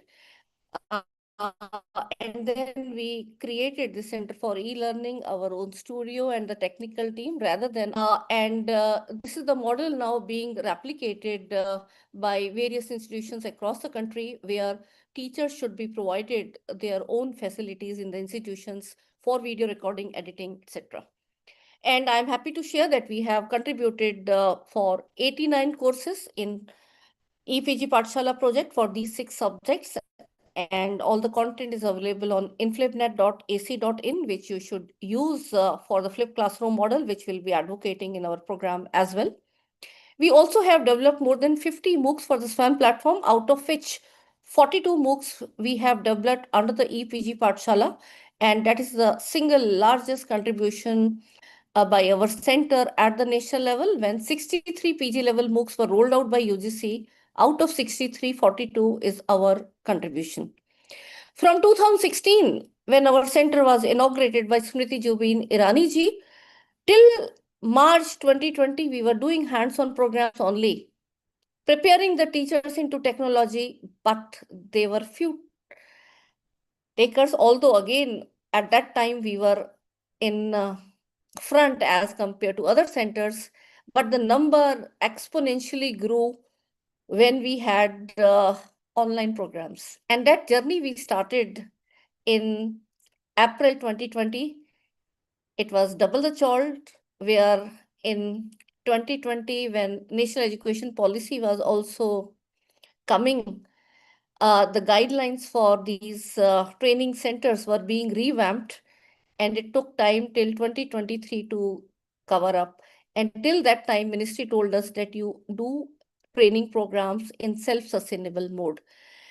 Out of around 100 such centers under PMMTTC, only a few could survive, and I'm thankful that we were in top, not only in terms of the number of programs conducted, but also in the type of contribution that we had done in embracement of technology in this difficult time, which also coincided with Corona pandemic.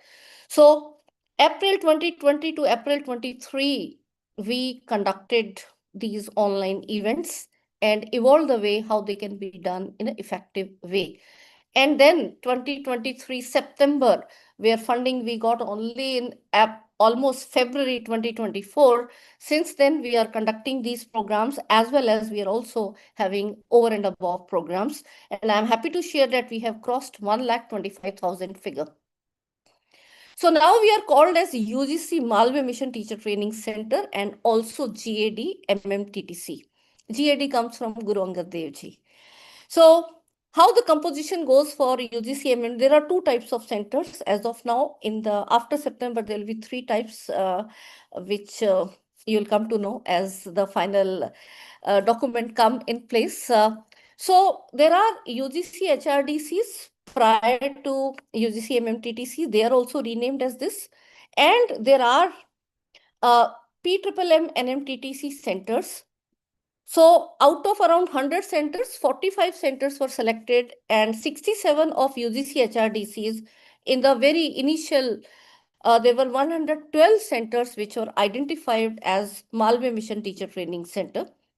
And all these programs being conducted by these centers are on this portal, mmc.ugc.ac.in. You should often visit this and see what are the programs as per your requirements and as per your domain knowledge, as per the generic, and so many programs as per the expertise of different centers are being conducted. So this new phase of this scheme aims to implement the recommendation of National Education Policy, that is, to improve the quality of teaching at all levels and in all domains, to focus on equity and inclusion in higher education, and promote online and digital education, to ensure equitable use of technology, to promote Indian language and culture, to develop basic infrastructure facilities, to create awareness about gender sensitization, to include vocational education in the curriculum, to develop leadership and management skills, to create a pool of mentors and pedagogic experts, and to promote research and multidisciplinary education.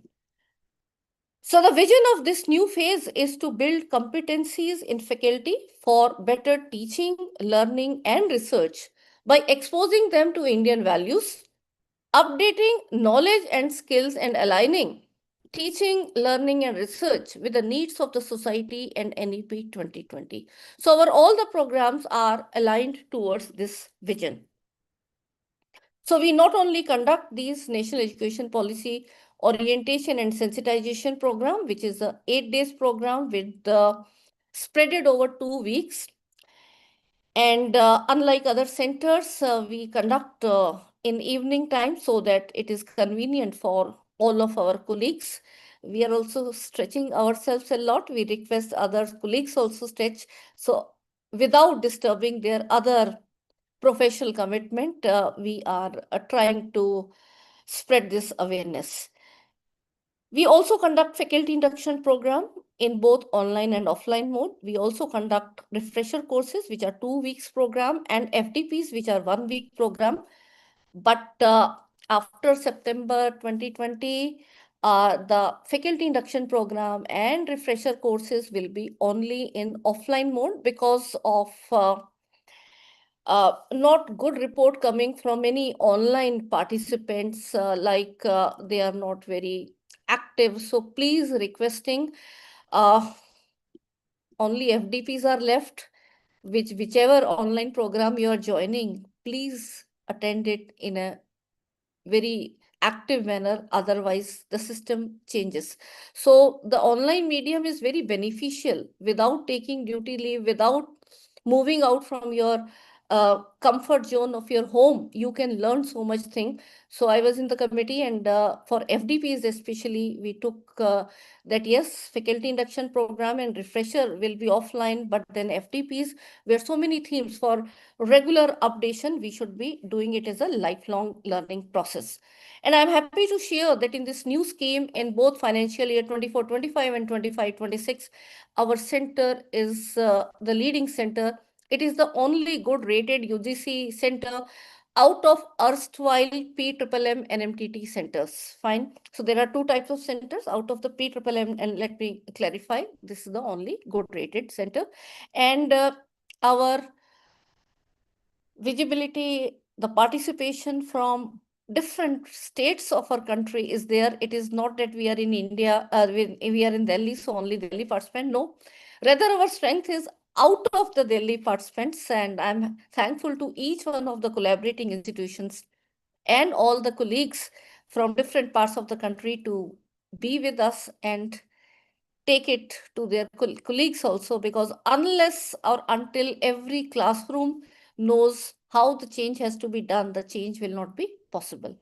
So with these words, I welcome each one of you in this NEP orientation and sensitization program, where it is not a detailed program. Let me clarify. It is orienting you. It is sensitizing you. So the 16 sessions, which will be covering different modules. And these modules are holistic and multidisciplinary education, Indian knowledge system and multilingualism, academic leadership, governance and management, higher education and society, research and development, skill development, student diversity and inclusive education, information and communication technology, autonomy to the institution and choice to the student, curriculum development, pedagogy and assessment. All these modules will cover, will try not to overlap the topic across different sessions. So some will be in one session, some will be 2, and topic like ICT will give you a hands-on trailer as well. So the idea is we will give you sensitization around that. You have to be now preparing yourself in these dimensions. You introspect that what are the areas which you are already comfortable. What to do for those? Be mentors for others. And where you feel that, okay, these are the areas I want to learn more, Then there are so many FDPs and refresher courses and other programs happening. Just be vigilant about those terms and join. So that is what you have to be looking at the approach when you attend this program. At this juncture, I will request the representation of Reva University, Bangalore. I will call upon Mr. Purva Prasad Bora, who is the Director IQAC, to welcome all the colleagues on their university behalf as well. Good evening, Purva, and over to you. Good evening, Professor Vimal. Hope you are doing well. Yeah, So fine. I'd like to welcome all the participants. A very good evening to everyone. So it gives me immense pleasure to welcome all to this faculty development program. We are a collaborating institute with UGC-MMTTC, Khalsa College. Professor Bimal C also attended physically in our campus. This is our fourth FDP as a collaborating institute with UGC-MMTTC, Khalsa College. The topic, as you have already seen, that all the modules of NEP, it's well defined and in a very good, constructive and a positive manner. She has covered in all the FDP programs. So it's a very good opportunity to all the participants who wants to learn and know about NEP, and everyone now, all academicians, we are bound to follow this NEP also. Though in traditional methods, some of the NEP elements were there, but now it is a very well defined and this significant shift in education system, as we can see. It envisions teaching, learning, research, assessment, and holistic student development. As a faculty member, especially as an academician, it is important to us to understand not only the key provisions of NEP 2020, but also how we can translate this vision into meaningful practices within our classroom as well as within our institutions. So I'm very confident that this FDP will provide valuable insights, encourage meaningful discussions, and help us collectively strengthen the implementation of NEP 2020 process amongst all the higher education institutions. So along with my colleagues and participants from other institutions, I welcome you to this FDP session, and I wish you all a fruitful learning experience.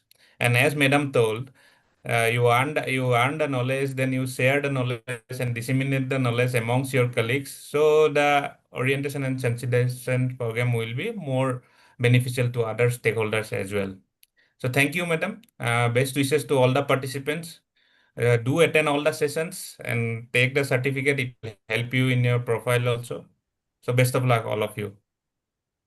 Thank you, Dr. Purba, for the kind words, and my greetings goes to Vice Chancellor Sir, Professor Chetnis, who joined in earlier batches, and Yes. also to Dr. Raju, if I am not missing the name, the founder of your university. Correct. So Sam Raju. please, yeah, Shah Raju, Yeah. sir. So please convey my gratitude to the entire team, rather, and registrar, sir. Sure. So yeah. Sure. Thanks. So now, now I will request the representation of the next collaborating institution with us, Dr. Parveen Banu sir, who is the IQAC coordinator head and research. He is also handling the research department of international business. So welcome, sir, and over to you. Good evening, ma'am. Yeah. Good evening, ma'am. Good evening to all the distinguished dignitaries, esteemed organizers, respected faculty members and participants. सभी सम्मानित आयोजकों, शिक्षकों और प्रतिभागियों को मेरा सादर नमस्कार. On behalf of Sri Ramakrishna College of Arts and Science, Coimbatore, we express our sincere gratitude to the UGC Malaviya Mission Teacher Training Center, Ministry of Education, Government of India, SGTP Khalsa College, University of Delhi, for providing us with the wonderful opportunity to organize and be a part of this prestigious NEP orientation and sensitization program. The Sri Ramakrishna College of Arts and Science, a premier co-educational institution located in Coimbatore, Tamil Nadu, is collaborating for the second time to organize the NEP orientation and sensitization program.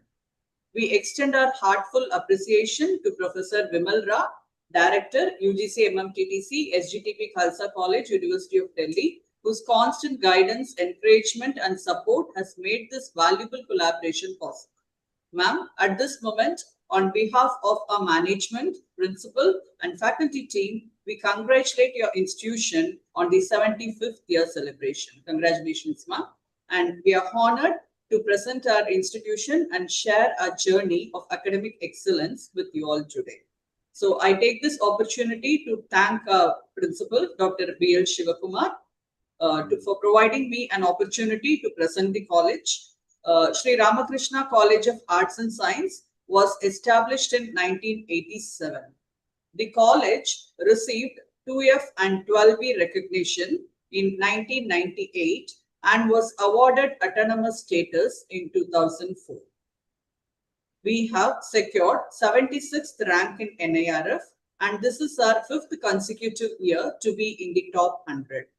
SRCAS has been accredited with A+ grade in the 4th NAC cycle, and its autonomous status has been extended for another 10 years. We are CSIRO recognized and ISO 9001-2015 certified institution. The college has received funding through DBT Star College and DST FIST. The institution offers 32 undergraduate, 10 postgraduate, 11 research, and 3 PG diploma programs, most of which are integrated with industries like L&T, MAC, IBM, TCS, TCS Ion, ACCA, and Agentic Singapore. The college now has over 7,300 students and 312 qualified faculty. Our faculty crew have published 350 plus Scopus indexed, 150 plus Web of Science indexed, and 1,500 plus articles in UGC Care and national and international peer-reviewed journals in the current year. Our faculty have authored more than 400 plus books, written 750 plus book chapters, and have presented 1,000 plus articles in conference proceedings. And we have published 119 patents and 27 granted patents. So far, the institution has received 3 crore plus funds from AACT, UGC, ICSSR, ICPR, ICW, and TNSCST. Our collaboration with national and international organizations prepares our students for the global stage with refined attributes. Our students have set record in competitive exams, sports, participate in Republic Day Parade more than a decade, win national and international level hackathons, cultural events, etc.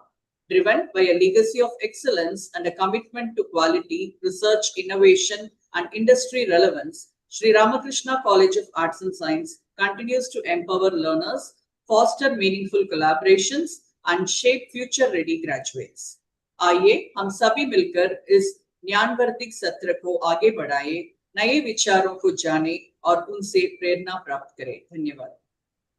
बहुत बहुत धन्यवाद और we'll look forward for more collaboration. Happy to know that it is the second batch, and I recall when one of your colleagues met me at Bangalore and he was attending one of our programs, and Yes, then we could touch base with you. So thank you so much, and we are also looking forward for more collaboration with your premier institutions. Nice to interact with you, thank ma'am. you. And happy to know about the journey of your institution, which is preparing the students of that very important part of our country. So all the institutions are doing their responsibilities in different parts, and the entire country will grow further, truly developed economy only when we prepare all our students into that direction. So not only the job seekers, we should try preparing them as entrepreneurs who are job givers. So nice to know about that, ma'am. And Thank you let for me your now, wishes. yeah, thank you, please. And let me take some more time of you sharing other important information regarding the completion of this program in terms of some assessments, obviously, that will be part of this program, fine. So this NEP orientation and sensitization program, we will be having online sessions on these 8 days, that is today 18th, then we'll have it on 19, 20, 21, 22.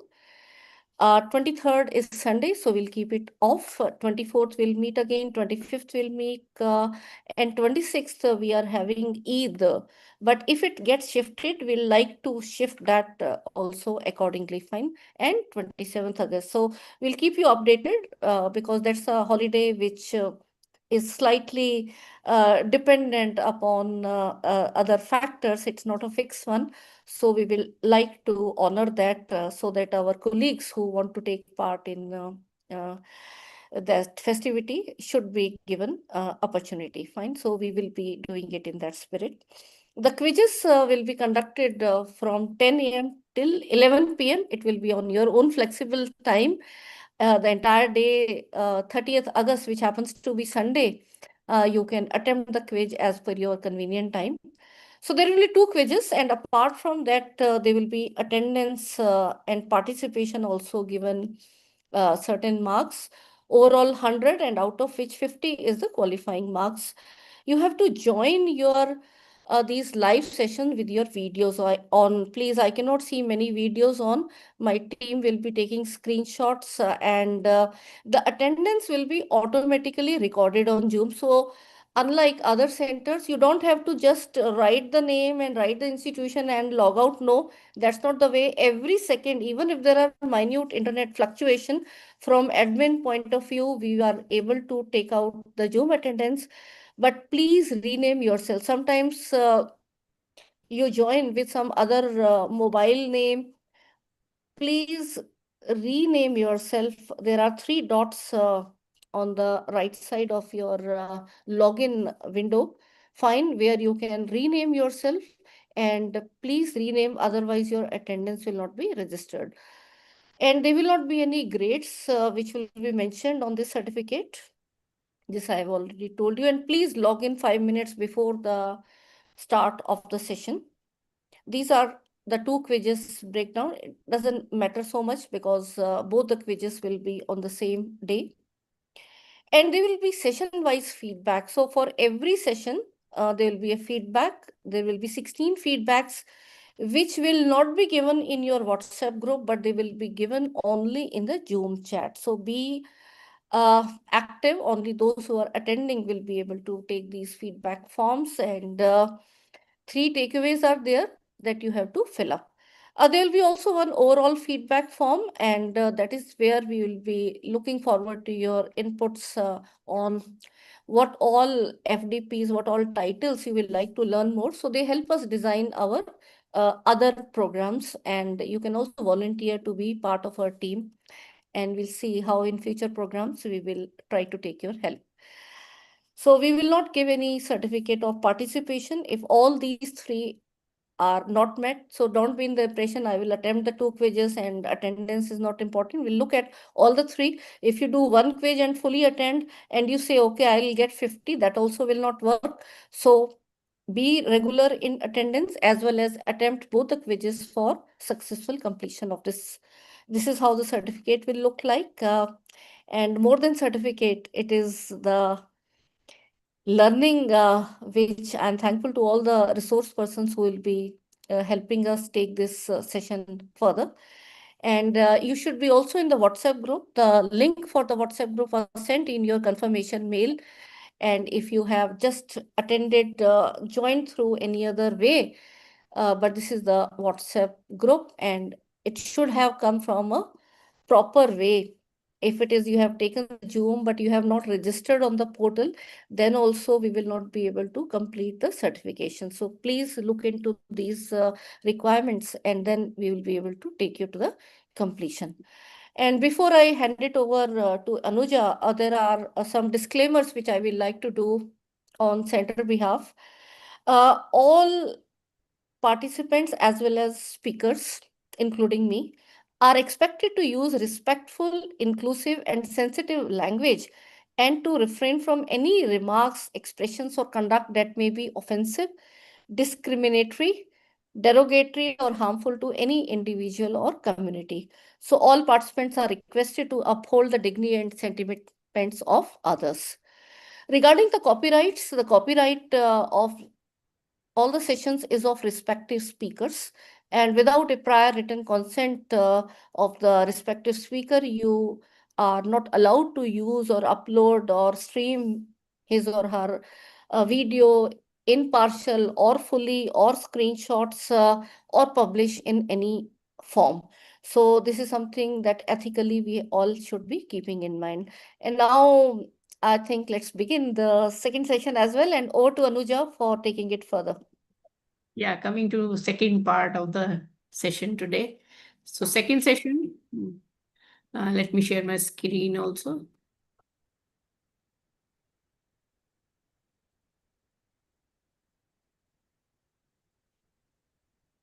Brief. I hope it's yes. So you already know Professor Bimbal, and so second, I should tell the title of the second session: the Curriculum Development, Teaching, Learning, and Assessment Part 1, and our Professor Bimal, Director UGC-MMTTC, GAD-MMTTC, a center of UGC and Ministry of Education, Government of India. She's also Professor, Department of Chemistry, SDTB, Khalsa College, Coordinator, National Resource Center of Chemistry of MHRD. And I would like to take this privilege to introduce her formally also to participants, some of her credibilities. Okay, so Professor Bimal Rar is a leading woman in entrepreneur with around 30 years of experience, including a decade in corporate e-learning. She is recognized as a pioneer in ICT-enabled higher education and teacher capacity building. She has to her credit many research papers, a patent, books, presentations, projects, and invited talks at local, national, and international forums. She has led major national initiatives in e-content development, MOOCs, ICT-enabled pedagogy, outcome-based education, laboratory safety, and sustainable chemistry education. Since 2013, she has completed national project worth over 23 crores, including e-content for 89 courses for e-PG Pathshala project of UGC, more than 50 Swayam MOOCs, and around 400 4-quadrant e-content modules as author. The 4-quadrant format of e-content has been co-designed by her for e-PGP Pathshala project of UGC. She also conceptualized the teacher's e-kit as an open education resource. She also developed Arpit chemistry course for 3 consecutive years. At UGC-MMTTC, she has contributed to the professional development of over 1.25 lakh teachers since 2016. She has been contributing to policy making at national level in various committees like online course regulations, 2018 of UGC e-Government Committee at UGC Expert Evaluation Committee for National Education Alliance in Technology of AICTE, and G20 consultant groups at NIEPA, to name a few. She has guided the development of video studios for many institutions, including for AICTE, as a member of the AICTE Committee for Technical Book Writing for Engineering Courses for Outcome-Based Education and NEP 2020, and their translation into 22 languages. She has designed the template for writing these books. She has served as a government body member and academic council member of around 10 autonomous colleges across the country. She currently serves as a co-chair for curriculum design and development of class 11 and 12 chemistry textbooks as NCERT for outcome-based education in the light of NEP 2020. She has also worked as a member of Task Force for the Online and Distant Education Committee for State Education Policy Karnataka.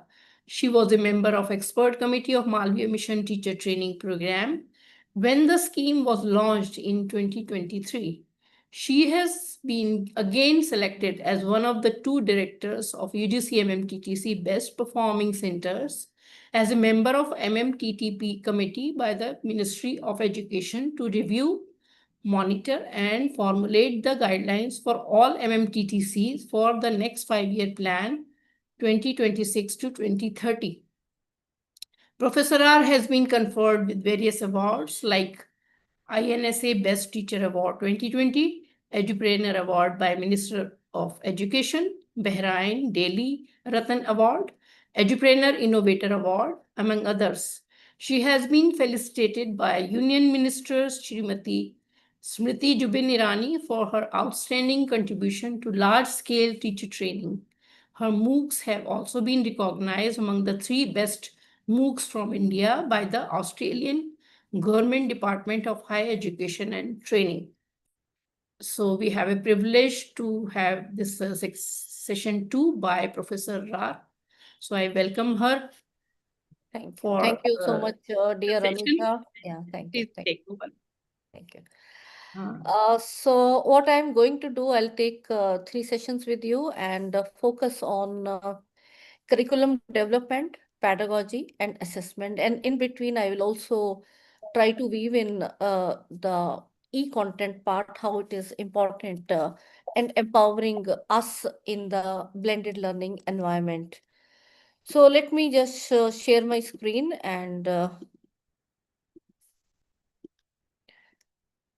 so what I'm going to do, I will reflect upon the changes that we have to do, and if we have already changed, because many institutions have already implemented NEP, then we have to relook and restructure some of these so that the flaws or some missing gaps are overcome. Fine. So what I have observed interacting with more than 100 institutions, closely looking at their curriculum, because we keep on conducting detailed programs with many at institutional level. Also as academic council member in some of the boards. What we have done is we have taken the framework, but when it comes to outcome-based education, there are some missing points when you do the gap analysis. Fine. So how we need to go towards the real outcome-based education in terms of enhancement of quality. So this journey, which also talks about the implementation of NEP for holistic development of the student, which Professor Bakshi already gave you the overview, I'll be taking it further, and all the other speakers, they will be taking into different dimension. But when it comes to the curriculum, teaching, learning, and assessment, what all we have to be focusing, that is what we will be reflecting upon. So first of all, we will look into that when we have the entire framework, which document or which documents have to be referred for. Designing the framework of a 3-year or a 4-year program, we will be talking about National Credit Framework. We'll also be looking at National Higher Education Qualification Framework, NSQF, where the skill development modules will be taking you more in depth, but I'll be connecting that also. Inside every course, the curriculum has to be designed to outcome-based education. So the nuances of the COPO mapping, which we are now required to be taking in terms of the NAC, NPA, NIRF, and all others, because we are all now proceeding towards outcome-based education. So some part we'll be looking into that. Curriculum, some may say, okay, we are not involved. There are other teachers who make the curriculum and give it to us. But then teaching, learning inside the class is every teacher does. So how the teaching, learning methodologies also need to change. We will be looking at learner-centric models, ICT empowered. There will be separate ICT modules. So I'll be just touching to that, not going to the depth, but how blended learning can be adopted. The moment we talk about blended learning, unless or until you empower yourself with good quality e-content. Either it is available or you start making, and everyone should start this journey. Start the journey with blended learning. You will be equipped to offer online courses and MOOCs from your institution point of view. So what all those minimum standards and the quality have to be there. Then we come to assessments part, and assessments also need to change. We have to have multiple assessment methods. And once we are through with this process for one batch, we have to do gap analysis, look at the ever-changing needs of the society, the industry, the employability requirement, and then again, weave those changes, and we also see something is missing, how to integrate in keeping this framework in mind in our curriculum. So let me get started and try to continue with Professor Bakshi left. Some slides you will find overlapping, especially the 21st century skills, you'll be able to make out.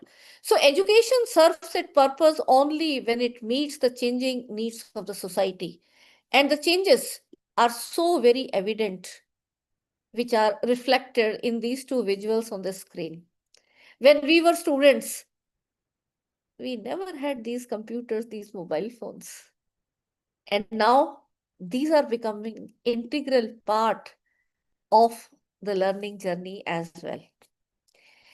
There is a race going on between education and technology, and this is going to accelerate. It is not going to slow down. Look at the pre-corona and the post-corona world. It has changed a lot. Technology has changed the way education is imparted. But let me take you what all changes we have gone through. What is the oldest model of teaching learning we can recall? And that's where I'm using this visual, the Guru Shishya model. Why did we change from this to this? And the teachers who changed, they also must have gone through certain challenges. Like if you're thinking, why am I to learn making videos?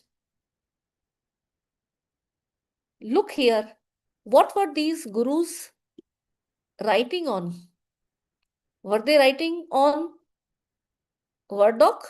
No way. Were they writing on Takhti Kalam? No, even they were invented later. They were writing on stones and leaves. So it is easier task what we are now doing with technology. But let us look at what are those positive things which we have to keep in our classroom. Anyone can reflect upon? Please write in the chat. I am looking at your chats. And all of you, please switch on your videos. I don't see videos on. There are only 2-3 videos on.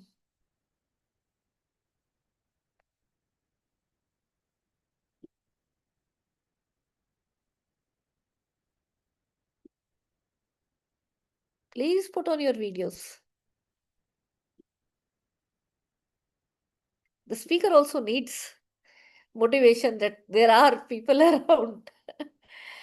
Okay, so there are answers coming. It was Shravana means listening and chanting. Okay, fine. What else? What are the positive things of this type of residential classroom teaching learning that we like to now have in our classroom as well? Because we say often, as teachers, we are losing that respect which earlier generation teachers used to have. Can we introspect how, why? Can you see there are less number of learners in front of this teacher? So the student teacher ratio, and yes, Dr. Manjula, bonding between teacher and student is something we like to take. Yeah, why not? Dr. Sandeep saying there's more intensive and dedicated teaching learning. Okay. Can you also notice there were skills also? But these skills are not relevant right now. Bhale, talwar, chalana, even if you look at the warfare, now they have taken place by drones. So skills have to be relevant of that very particular time. Gurukul teaching, there was no co-education. So Srikant is highlighting or very, very important thing, the gender disparity. Okay, so that also, so can we say it was not inclusive?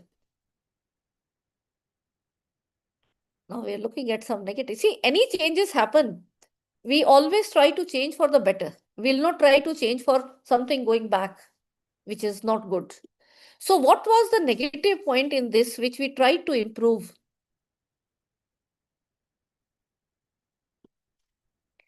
And teachers from this era moved to this era. Obviously, there was advent of these green boards, blackboard, takti kalam, chalks, which helped more number of learners could see what the teacher is writing.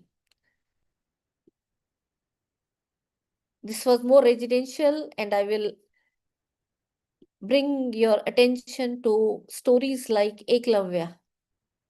Not everyone was allowed into these privileged classroom. राजा महाराजाओं के बच्चे आते थे यहाँ पे. As society, we realize that education is the weapon to empower the entire humanity. We wanted more and more to be empowered with this education. So when education had to be taken to masses, we started these proper classroom with a salaried teacher. But before we go into the salaried teacher, which we are still, let us look at the values of this guru, which we should try to imbibe. These gurus chose the profession of teaching so that whatever information, wisdom, skills they have acquired, it should be transferred to the next generation before one dies. And that is the reality with all human beings. So my question to all of you, what do you want to leave in your name for the next generation? When you write a paper, when you do research, you write research paper, you have patents, you write chapters, you write books, and now you make digital content. It should not be a copied one. We should not be waiting for any letters to be coming from any of the regulatory bodies around the academic integrity. It should be ingrained in us. And the moment we become role models, we will get the respect back in our class. So the entire, this philosophy, I will request, let us try to have even 10% change. And the type of classroom and the institution, it started with individual as well as society efforts. For individual, I will like to mention Pandit Madan Mohan Malviya ji, who evolved Banaras Hindu University and many others, and other institutions, many of them associated with different religions, all came further. Some with temples, some with gurdwaras, some with masjid, some with churches. And the legacy continues because everyone wanted our kids should be empowered with education. So these 4 classrooms decide how many students can sit. But now with the aim of gross enrollment ratio, up to 50% by 2035. We need to dissolve these, not in all courses, but in some. And that's where integration of technology will help us.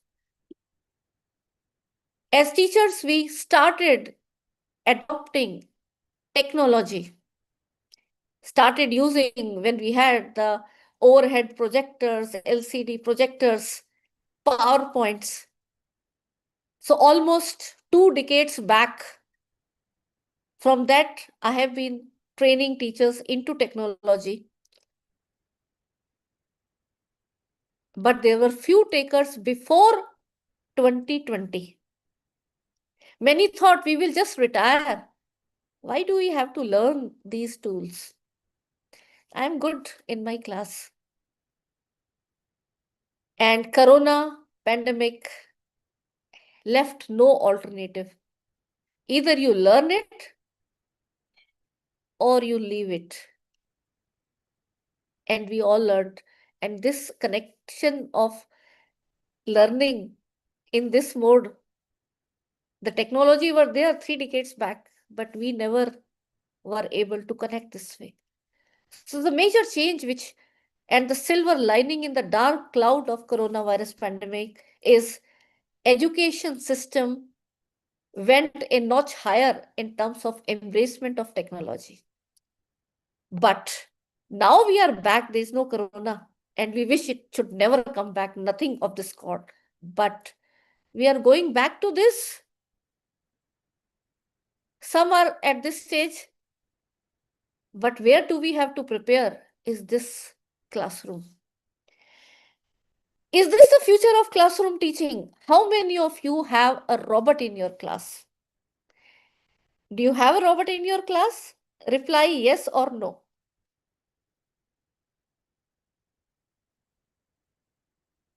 I'm waiting for your answers.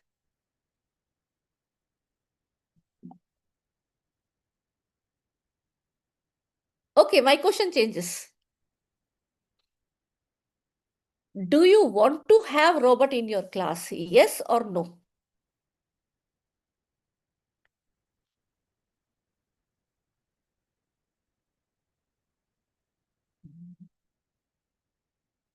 Jyoti, what is your subject?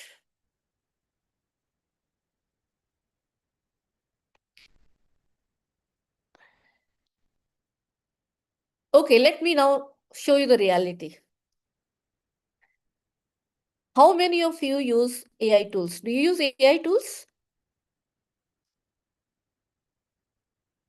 Do you use AI tools? Yes or no? Do you use technology for searching? Now all the answers are coming yes.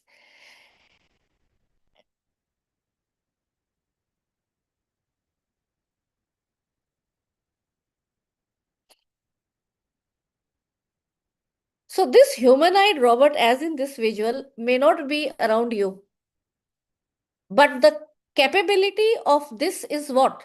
It will give you information instantly, whatever you ask, which is available on this internet. So the search engines and the AI tools, whatever you're using for, all information can be given by this robot. So the physical robot may not be there with you in your class, but you're always carrying this robot in your phones. You're always having this robot in your students' phones. So robot to aa gaya hai. And the future is here. We are keeping our eyes shut. Whether you want or you don't want, it is here. So now the students have this. The Guru Shishya Parampara and the blackboard and chalkboard was not having any technology. So students were calmly listening to you because there was no other source of information. If now you adopt the same model which you thought that best teacher, the way he or she taught me, I'll be teaching my students the same way, is not going to work. So that pedagogy needs to be changed. We have to have the positive aspects of those gurus. the interaction and engagement with the learners, and stop teaching. If you keep on teaching, there will be definitely absenteeism in your class, because sitting 1 hour in your class, whatsoever best teacher you may be, if this is just the information sharing, they can get it in a video, which they will be happy to watch maybe 12 o'clock in night or 1 o'clock in the night, which they are more comfortable with. So you have to look at the learner's changing needs. So whatever cannot be done by them on their own,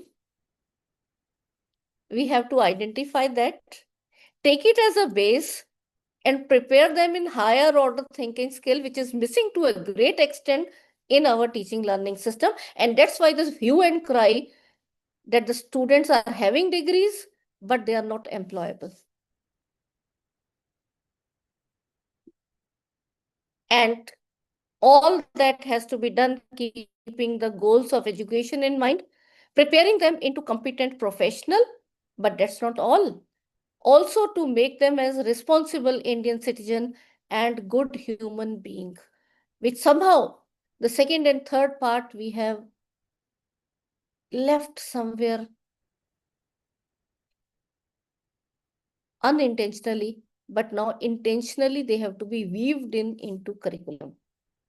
And if we talk about the competency, it is not simply on knowledge, but also skills and values, attitude, traits, as already Professor Bakshi mentioned. And the skill, there will be 2 sessions on that. But briefly, I will like to connect here. There are industry-specific skills, there are hard skills, and there are soft skills. Industry-specific skills and hard skills can be learned by designing course or training programs or workshops around that. But soft skills remain neglected, although some part of that we add with the courses like compulsory communication skill and so on. But still there are so many other things which we have to be nurturing. And I like to share this research conducted by Harvard University, Carnegie Foundation, and Stanford Research Center. They all concluded that 85% of job success comes from having well-developed soft skills and people skills, while only 15% of job success comes from technical skills and knowledge, which is hard skills. An entire formal as well as non-formal education system is putting its human resources and the other resources into preparing hard skills. Soft skills remain neglected. And that's the very important role that we as teachers have to be undertaking. And all this is highlighted and underlined in national education policy, which we are now duty bound to start implementing in letter and spirit. It talks about how general education needs to be integrated compulsorily with vocational education. We are not talking about skill education only after NEP. We did efforts when we opened Ministry of Skill, had PPP model, but was not successful. Even the ministry was shut. Then in around 2013, that responsibility was given to higher education institution, considering, mark my words, considering institutions are more responsible, educational institutions are more responsible, they will do this requirement much more professionally as required and sincerely. And that's where the BVOC and MVOC courses, the Pandit Deen Dayal Upadhyay Kaushal Kendras, but the students, because it was a separate degree, BVOC, MVOC, and the parents' mindset, I will prefer doing BA, MA, BSc, MSc. Why should I go into BVoc and MVoc? So skill need to be integrated as compulsory part, otherwise it will be neglected. There are engineers, even in electronic engineering. If you tell them there is a fuse which has gone wrong at home, they will not be able to mend it. And the person who will come and mend it will not even know what is positive and negative in that, but he somehow will be doing it. There is so much mismatch between the skill and degrees. So skill becomes integral part, and now even the vocational education, where you have institutions like polytechnic institutions who are offering diploma and certificate courses in different vocational requirement, can also acquire the so-called more valued degrees. And the employers are not even looking at degrees, they are looking more into skills. So why we keep the general education out of the skill is the most important change which NEP 2020 has brought in.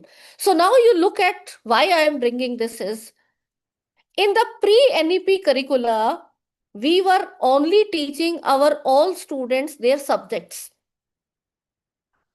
with some other allied subjects and some more around some generic learning outcomes. Now the skill courses have been added, and that too there is a provision up to 50% of earning the credit requirement by skill courses. When you add more number of courses, the time is same for the student. So your subject specific courses, they reduce in terms of credits. But as teachers, what we do? No. Whatever we were teaching earlier, we will teach everything now. Not looking at totality, how these students will be now overpressed in these subjects, along with the skills and along with the ability enhancement and other courses. So if you are reducing it to almost 50%, you also need to reduce the so-called syllabi. So we'll reflect upon this very, very important aspect, and that is where it is going wrong. If you look at the students' feedback, the curriculum is overburdened. There are also enabling provisions for lifelong learning options with multiple entry, multiple exit, and this and much more, which other speakers will talk about, is all kept in mind while designing the overall credit framework.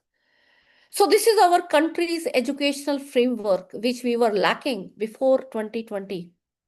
It was brought into perspective in 2020 NEP, and it is rolled out in April 2023. Have you read this document? Can I see your responses, yes or no? Accordingly, I will go in depth or leave that component.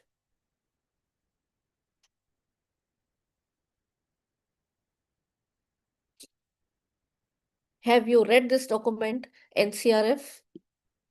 I'm waiting for your responses.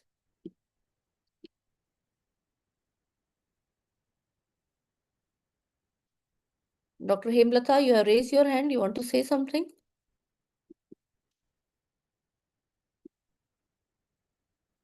If it was accidental, okay. Okay, thanks for your inputs. And please, my humble request, because I'll be taking it in very brief, please read this document. For next 20-30 years, before a next education policy comes, we have to be following this. So you will have a wider perspective of the entire education system and how we have to go ahead.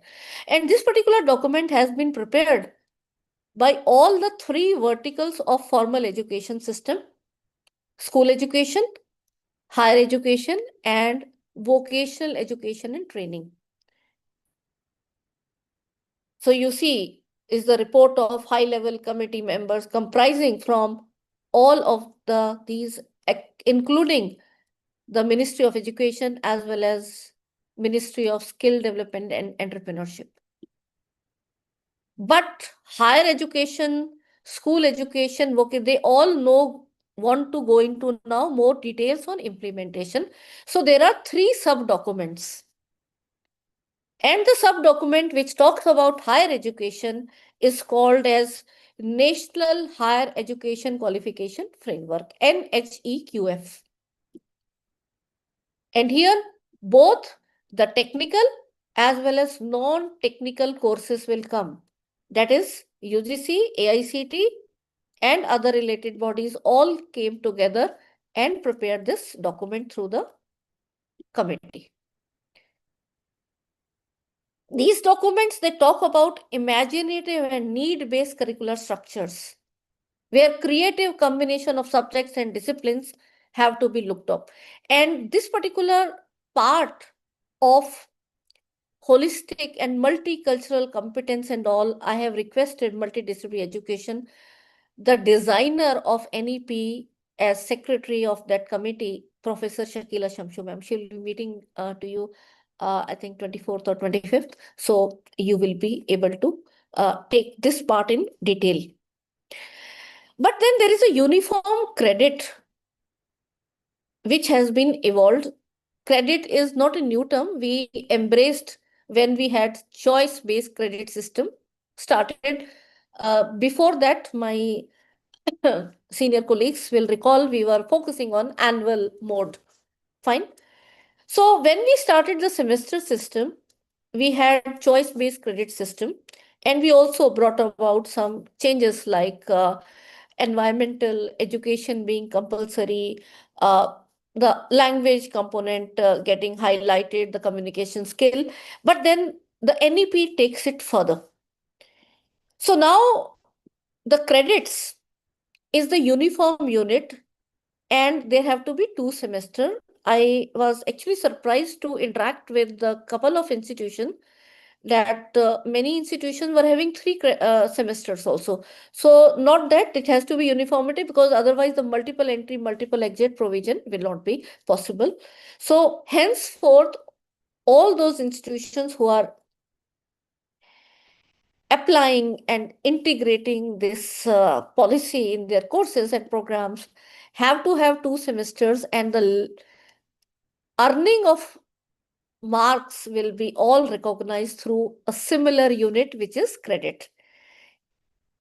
Credits are associated with different levels, and for higher education, every semester there should be 20 credits earned.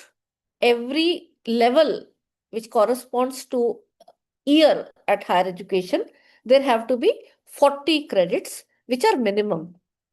But as autonomous institution, we can offer higher also for our, like in Delhi University, we have done it as 44. That is for making enabling provisions if the students are doing 2 majors, so that they can be qualifying for 2 subjects in masters. So that provision is there, but minimum number of credits as per this framework is 40 per year. And then when you multiply these credit levels and credit earned, you get the credit points. So these are the 3 important terms you should be looking into. But let us try to go into the definition of credit, which will actually set pace for the outcome-based education. There are 2 definitions of credits given in this document. One is credits are a function of achieving the desired learning outcomes for a program or course or training determined by the successful assessment. And you see, this is a very broad term, because even the vocational education where only the training is happening, they will also be given the credit. Fine. So this applies to all the school education. We have not yet integrated with the credit system, but higher education and vocational education through the technical institutions, polytechnics and all, will they have already done that. But here I have highlighted these 2 terms, which you should be really emphasizing and noting it. Learning outcomes and successful assessment, they go hand in hand. If you have written the learning outcomes, but the assessment is not checking those, whether the student has achieved these learning outcomes, then this is not outcome-based education. And this is not a perfect CO-PO mapping, which we are required to do. So we'll go into more details as we go further.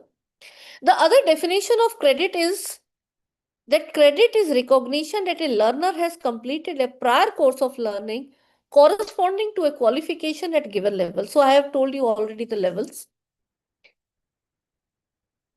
Every level, there are credits.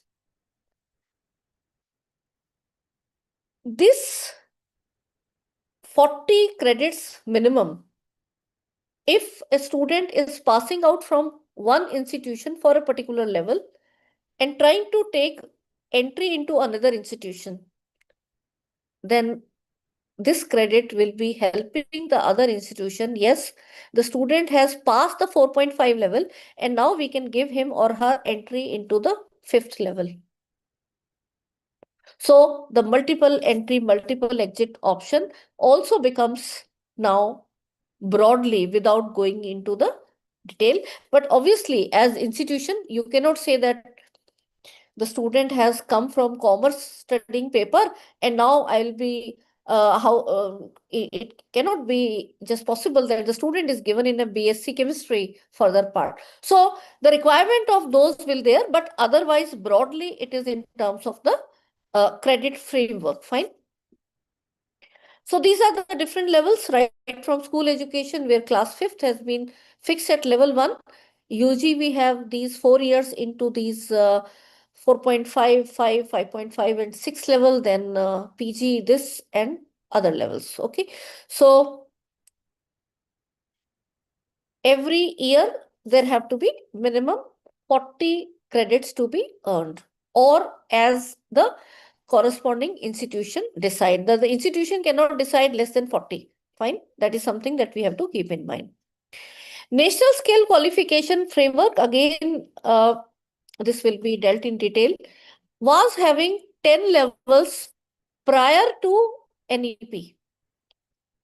After the release of National Credit Framework document, NSQF has also realigned itself into 8 levels. So now there are 8 levels of NSQF and 8 levels of general education, and they can be horizontal mobility as well as vertical mobility. So now the first slide which I showed you, the equivalence between general education and vocational education can be achieved. It becomes now a number game in terms of the credit earning. But we have to go deep. How much learning should be given to a student to design a course as 1 credit, 2 credit, 3 credit, 4 credit and multiples? Have you ever thought? We all have been offering credits. So what is your understanding? How much learning should the student be undertaking to have been awarded 1 credit? And obviously there will be assessment mechanism around that.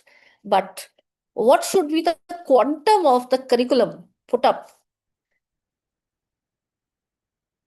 So if you start making a curriculum from a blank sheet, which we rarely do, we take the previous year paper, syllabus, और थोड़ा बहुत काटा छाटी करके डाल देते हैं. But let us understand the basic, then we will be able to analyze the existing ones.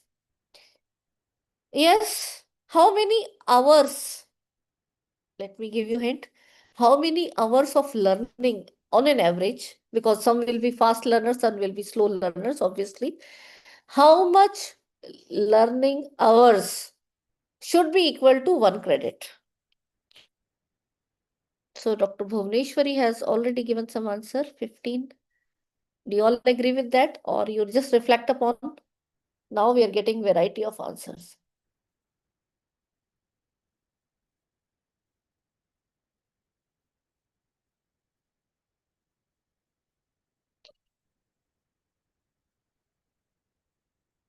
Now this needs to be uniform. It cannot happen now. There are some students who have passed from one institution, they have learned just 5 hours, and the other institution is telling, no, you put 50 hours, then only I will give you 1 credit. It has to be uniformity. And that is what this is saying. which we have to keep in mind while designing curriculum? And the answer goes 30.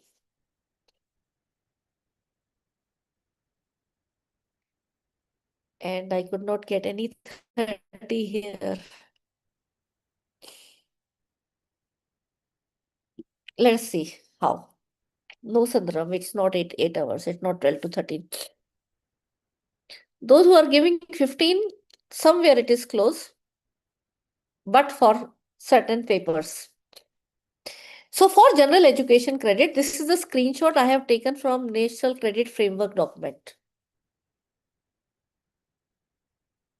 The earlier slide mentioned learning hours from learner point of view.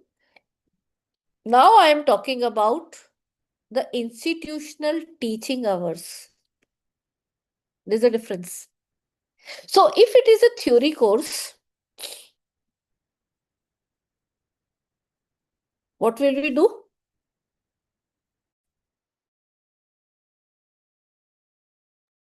Excuse me for my slightly bad throat. So for a theory course, how this 15 number is coming? In every semester, we have 15 weeks of teaching learning minimum. So this is taken from there. Every week you put 1 hour class, not 50-minute class, not 1.5 hour or any other thing, perfectly 1 hour class.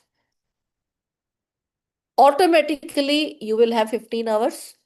And whatever is happening right now, I am not focusing on the pedagogy. Whatever is happening between teacher and student, the student is learning throughout and it is taking care of 15 hours. But 1 credit is to be given for 30 notional learning hours. So how much self-learning should be done by the student? 15. So 15 plus 15. Now you look at your situation. If you are taking extra classes for completing the so-called syllabus, your syllabus is not properly designed. Number 1. You have somehow completed. Okay, last ki classes mein, this is my note, this is my video. But the student requires 30, 40, 50 hours in handling that. It is not at all a justified curriculum. And we need to change it. You should bring it to the notice of those who are making. And all those who are from autonomous institution, you have that privilege of making curriculum, do it judiciously. Coming to the practical component. Practical and theory, they go hand in hand. Fine. So practical, 1 credit is all 30 hours inside the institution because practical cannot be done outside the institution. You require requisite software, hardware, instruments, chemicals, biological specimens, anything. Wherever practicals are there, it has to be done inside the institution. And that is why when you make timetable or workload, you assign 2 periods for 1 credit paper. So now look at what is happening here. I told you because we have to compulsory add skill, that is what will make these students employable. We have reduced the theory paper. We have reduced the practical for the overall consideration of the credits. So earlier that course was a 4 credit course and now we have changed into 3 credit, out of which we kept 2 credit for theory and 1 credit for practical.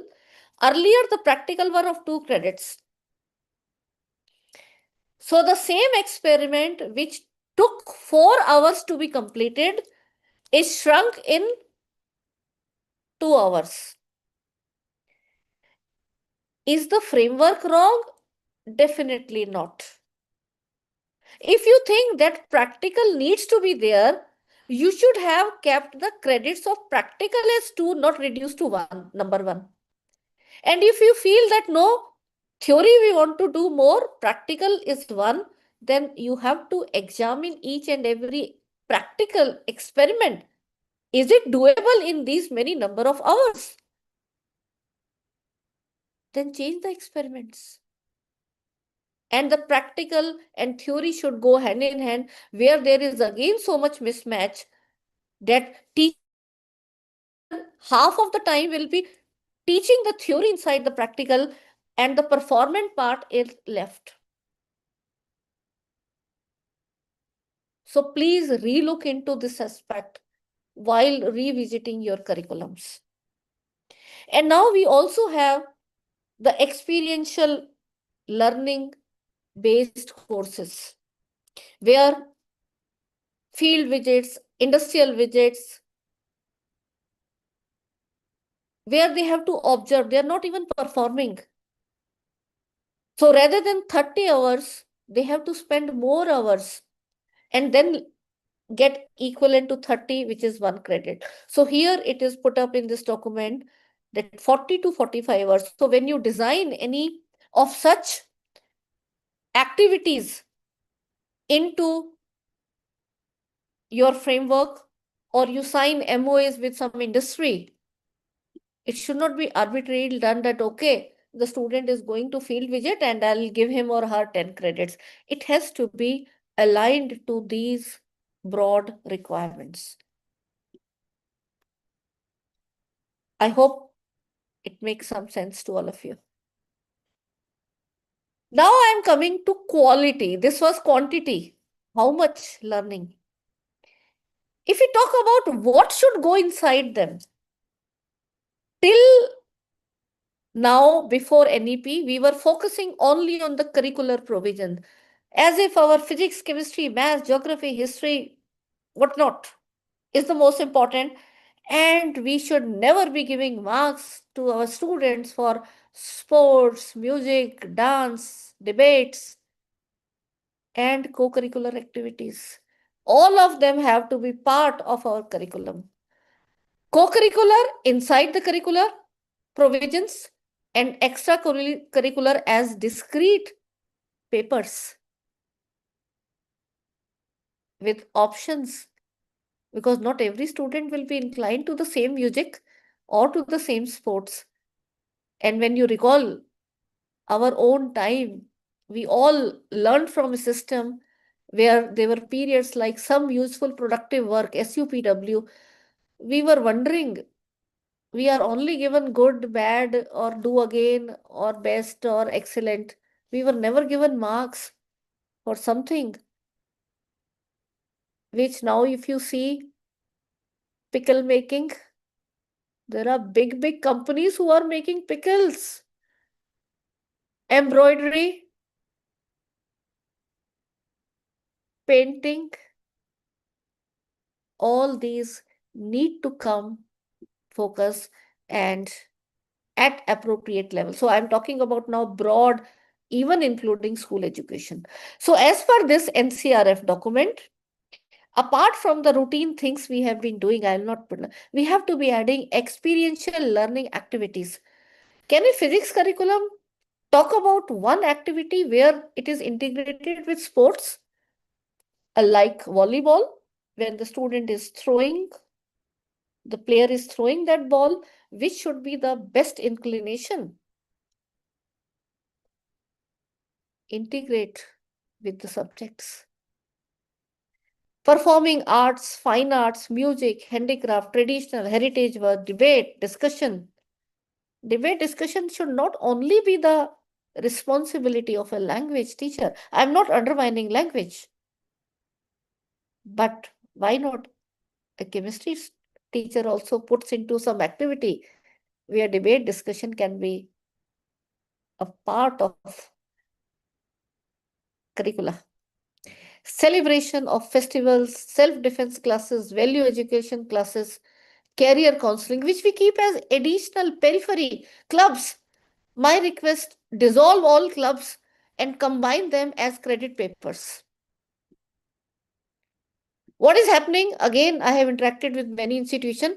They have added this as a credit course, but still they are having clubs. Come on, convert all those. The student has same 24/7 hours. Sports, games, physical activity, yoga, life skill based education, employment skill, basic operational skill, classes on morals, etiquette, constitutional values, environmental sensitivity, social and community work, teaching in NGOs, environment related activities, gender sensitization, with the WHO talking about cancer awareness. Are we doing something? I'm running a program right now. It's a FTP happening where around 100 teachers get aware about the cancer theme, and then they work with their 5 to 10 students in community engagement. Look for some of these models. Convert them into credit courses, because unless or until you make them credit courses, the students will not be doing it in a proper way and wherever they are inclined. So why not? For you can have a 2 credit community engagement with different type of community activities. Field visits, projects, industry attachments, and now internship becoming compulsory. UGC has also launched industry integrated degrees where apprenticeship hours is integrated in credit earning. And students also to be provided provisions for earning credits through MOOCs, SWAM and SWAM Plus course. But which courses should be taken? Many teachers apprehend whatever I am teaching in theory, if that goes for online, what will I do? A teacher's role has to change. We have to also acquire skills. Who will be teaching those skills? They have to be done in hands-on. So you have to identify which can be relegated to technology and which has to be done in physical presence inside our institutions, the face-to-face mode or the blended mode.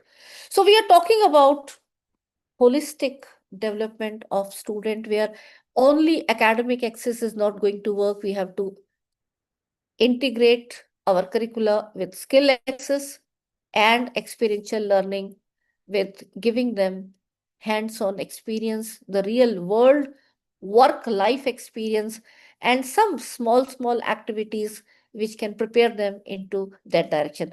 So I will stop my session here today, and we'll continue this journey in my next session, and other speakers will also reflect upon the very important areas that we have put up in the NEP sensitization oriented. So any questions? I'm here, and over to Anuja now. Yes, please, participants. Now the platform is for you to put forward your queries.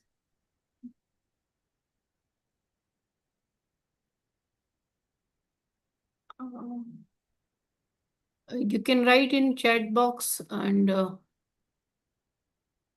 otherwise you can just raise your hand or open up. Yes, open you can camera and unmute. ask. Yeah, let's make Unmute and ask your query.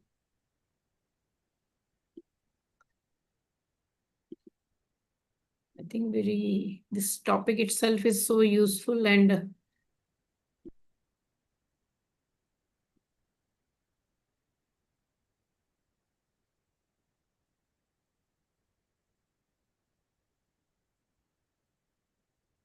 although we will be having more sessions and more time in further. Ma'am, this is Dr. Manjula yes, from please. Mega University. Ma'am, I just wanted to know if we keep the same credits from one university to the other university, but there is a slight syllabus change, still the student can take a transfer? Content See, is little different.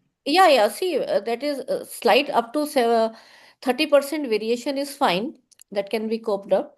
But it has to be at least 70% common. So it cannot happen that a student has done only chemistry as major and then you're taking him or her into commerce subject. So that type of variation will not go. But yes, that is something that we have to be adopting. And then we can also look into the models like the global institutions do is that they will be offering bridge courses. Now with the technology provision, you can keep on making these type of videos so that the students can do the bridging. So if you find that some topics which they have not learned but they are required for the second year or third year multiple entry, multiple exit option, you can definitely do that part. I hope it answers your question. Yes, ma'am. Thank you. Hello, madam. Yeah. Yes. I'm Dr. Shaktivel, Reva University. I have a small question about the credit pattern for if it is like a whole semester project in a final year, if it is like a science subject, master or bachelor. So how would we meet up the 40 credit, minimum 40 credit? How much we can afford for a project, maximum credit? It is for the research project or Yes, academic research. project? Research project for a whole semester without any subject. And if you are going to meet up like 40 credit per year, so whether we should give like it is for a whole semester without any subjects. So should we go for so much credit, like 20 credits? No, what we have done at Delhi University is maybe if that suits you also, and I think is also in line with the NCRF, we have given 12 credits. 12, yeah. Then there will be a deficit below 40 credit No, per but year as well. we also give them some theory courses, discipline specific core. We give them options that they can take combination of two discipline specific courses with the generic elective or two generic elective with one discipline specific courses. So we can add also like a MOOC Yeah. SWAYAM courses also. Yeah, that can be added. Okay. See, Dr. Saktivel, because these 4-year students will have the provision of joining 1-year masters. So you also have to see when they are joining in 1-year masters, not the entire 2-year master can be strung in 1 year.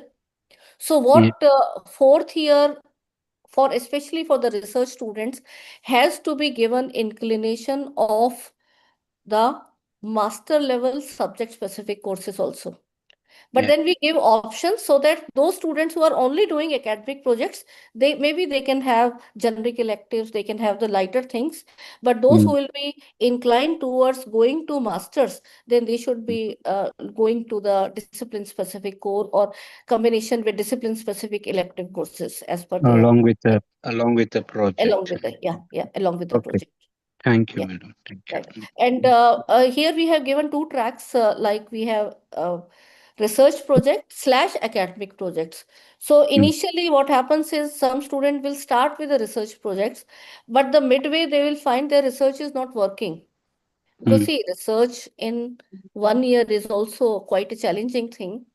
So then at that time, that particular is changed into more of the academic project. Some students in the initial, they will say, okay, I'm not inclined towards hardcore research. I'll be choosing academic project. So accordingly, the students are given here.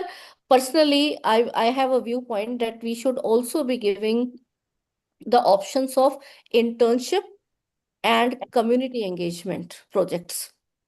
So it should not be because that's where again they will be able to acquire the generic learning outcomes. So with your university being decision making, I will really advocate for these 4 tracks to be given. Okay, ma'am. Thank you. Thank you. Yeah, madam, good evening. I'm Dr. Srikantar from Reva University speaking. Yeah, please. Hope I am audible, madam. Yeah, you are audible, please. I mean, very nice to hear your, very potential information. I have one technical question. As per UGC and the latest NEP regulations, what is the timeline for conducting BOS, syllabus revision? I mean, whether it is mandatory that we should conduct every 1 year or else, technicalities of this particular, syllabus revision. I would like to hear from you, madam. Yeah. Every year. You should do it Bi-monthly every year. Okay. Okay. I It mean, should be, it can be never, because always there is we talk about dynamic and flexible curriculum. So that can be achieved once we have activities. You will yourself, you can get feedback from all your colleagues that something worked out, something did not. So how to improve upon, and then also there are changing needs of the industry. Look at now after the AI, there is so much which hue and cry. So we should be integrating the changes which are happening in our society, as well as the employability requirement from the student point of view. So it should be more dynamic, and rather if you look at some global institution, but for that we as teachers have to go into that mature and accountable level where we are given only the competencies, and we design the curriculum looking at our batch of students. But we need time to mature to that level. I hope you agree with me, yeah, Sridhar. I got it because I just wanted to have a clarity on the technicality of this particular, component, VOS component, and in continuation, I to ask, one more thing. I mean, if you look into the credit system for UG and PG, when we do benchmarking, we observe that the credit system is not very uniform. Some offer 160, some offer 180, some offer 165 for UG program, and for PG program it vary, 90, 92, 93. Is there any uniformity in this, or depends upon institution? Yeah, that's fine. No. Please refer to the NCRF documents and NHEQF. All these details are clearly spread. And there is one more document which I did not tell. There is a SOP, Standard Operating Procedure for Operationalization of NCRF. Please look into these 3 documents. You will get all the answers. So yeah, thank you very much. Please, yeah. Ma'am, good evening, ma'am. Yeah, good evening, Devram. Myself, Devaram, ma'am. Ma'am, recent days, the AI technologies has been emerged in the market. AI technologies has been evolved in all these sectors, ma'am. Basically, I am from commerce background.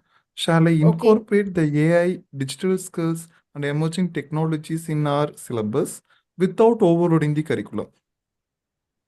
Shall I incorporate it, definitely. ma'am, Go ahead, in our BOS? Yes. Yeah. Do please. But some of the colleges, some of the universities are preferred. It should not be relevant to the subject.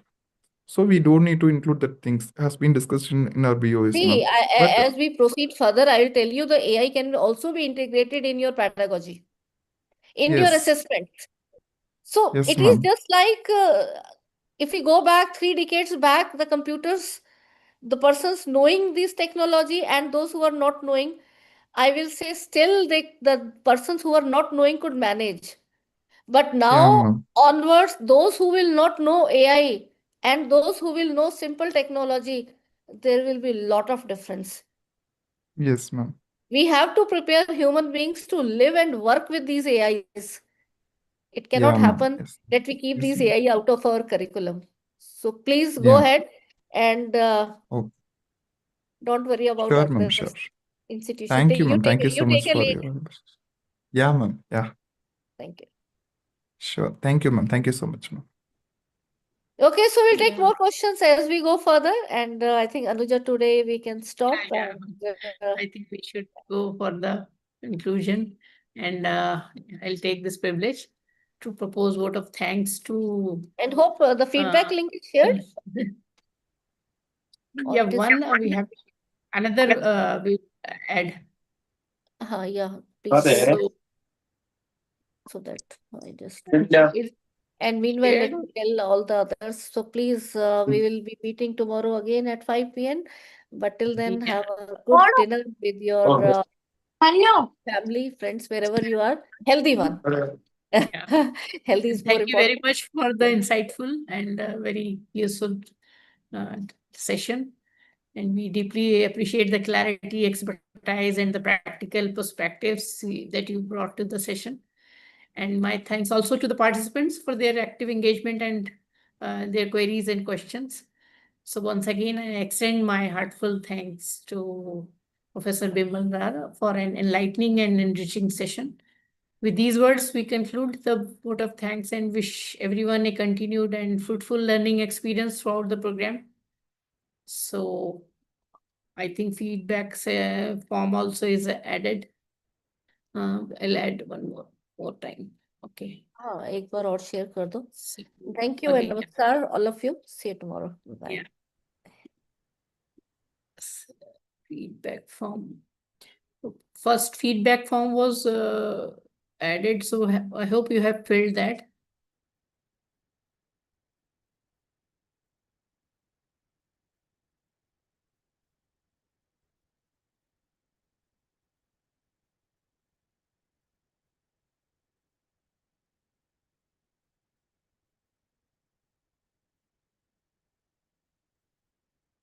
Please find the feedback form for session 2 also. Please fill the form.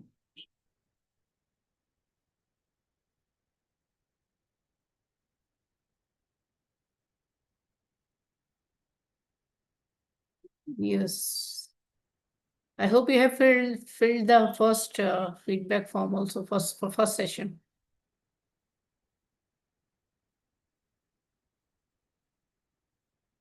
So again, we'll see you tomorrow.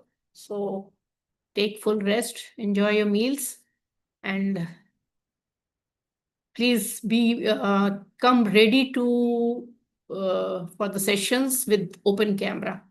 So you can dress up accordingly. So we can interact with you. Session 1 feedback form is also I have added. It has gone up. Shall I add it again? Okay, I'll again.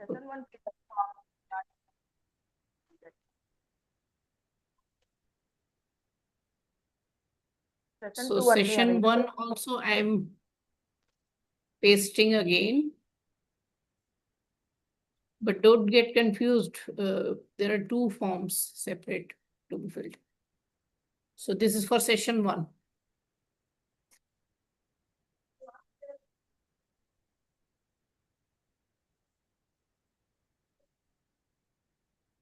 So we can call it a day. So let's meet tomorrow. Okay, good night. See you tomorrow. Saripa.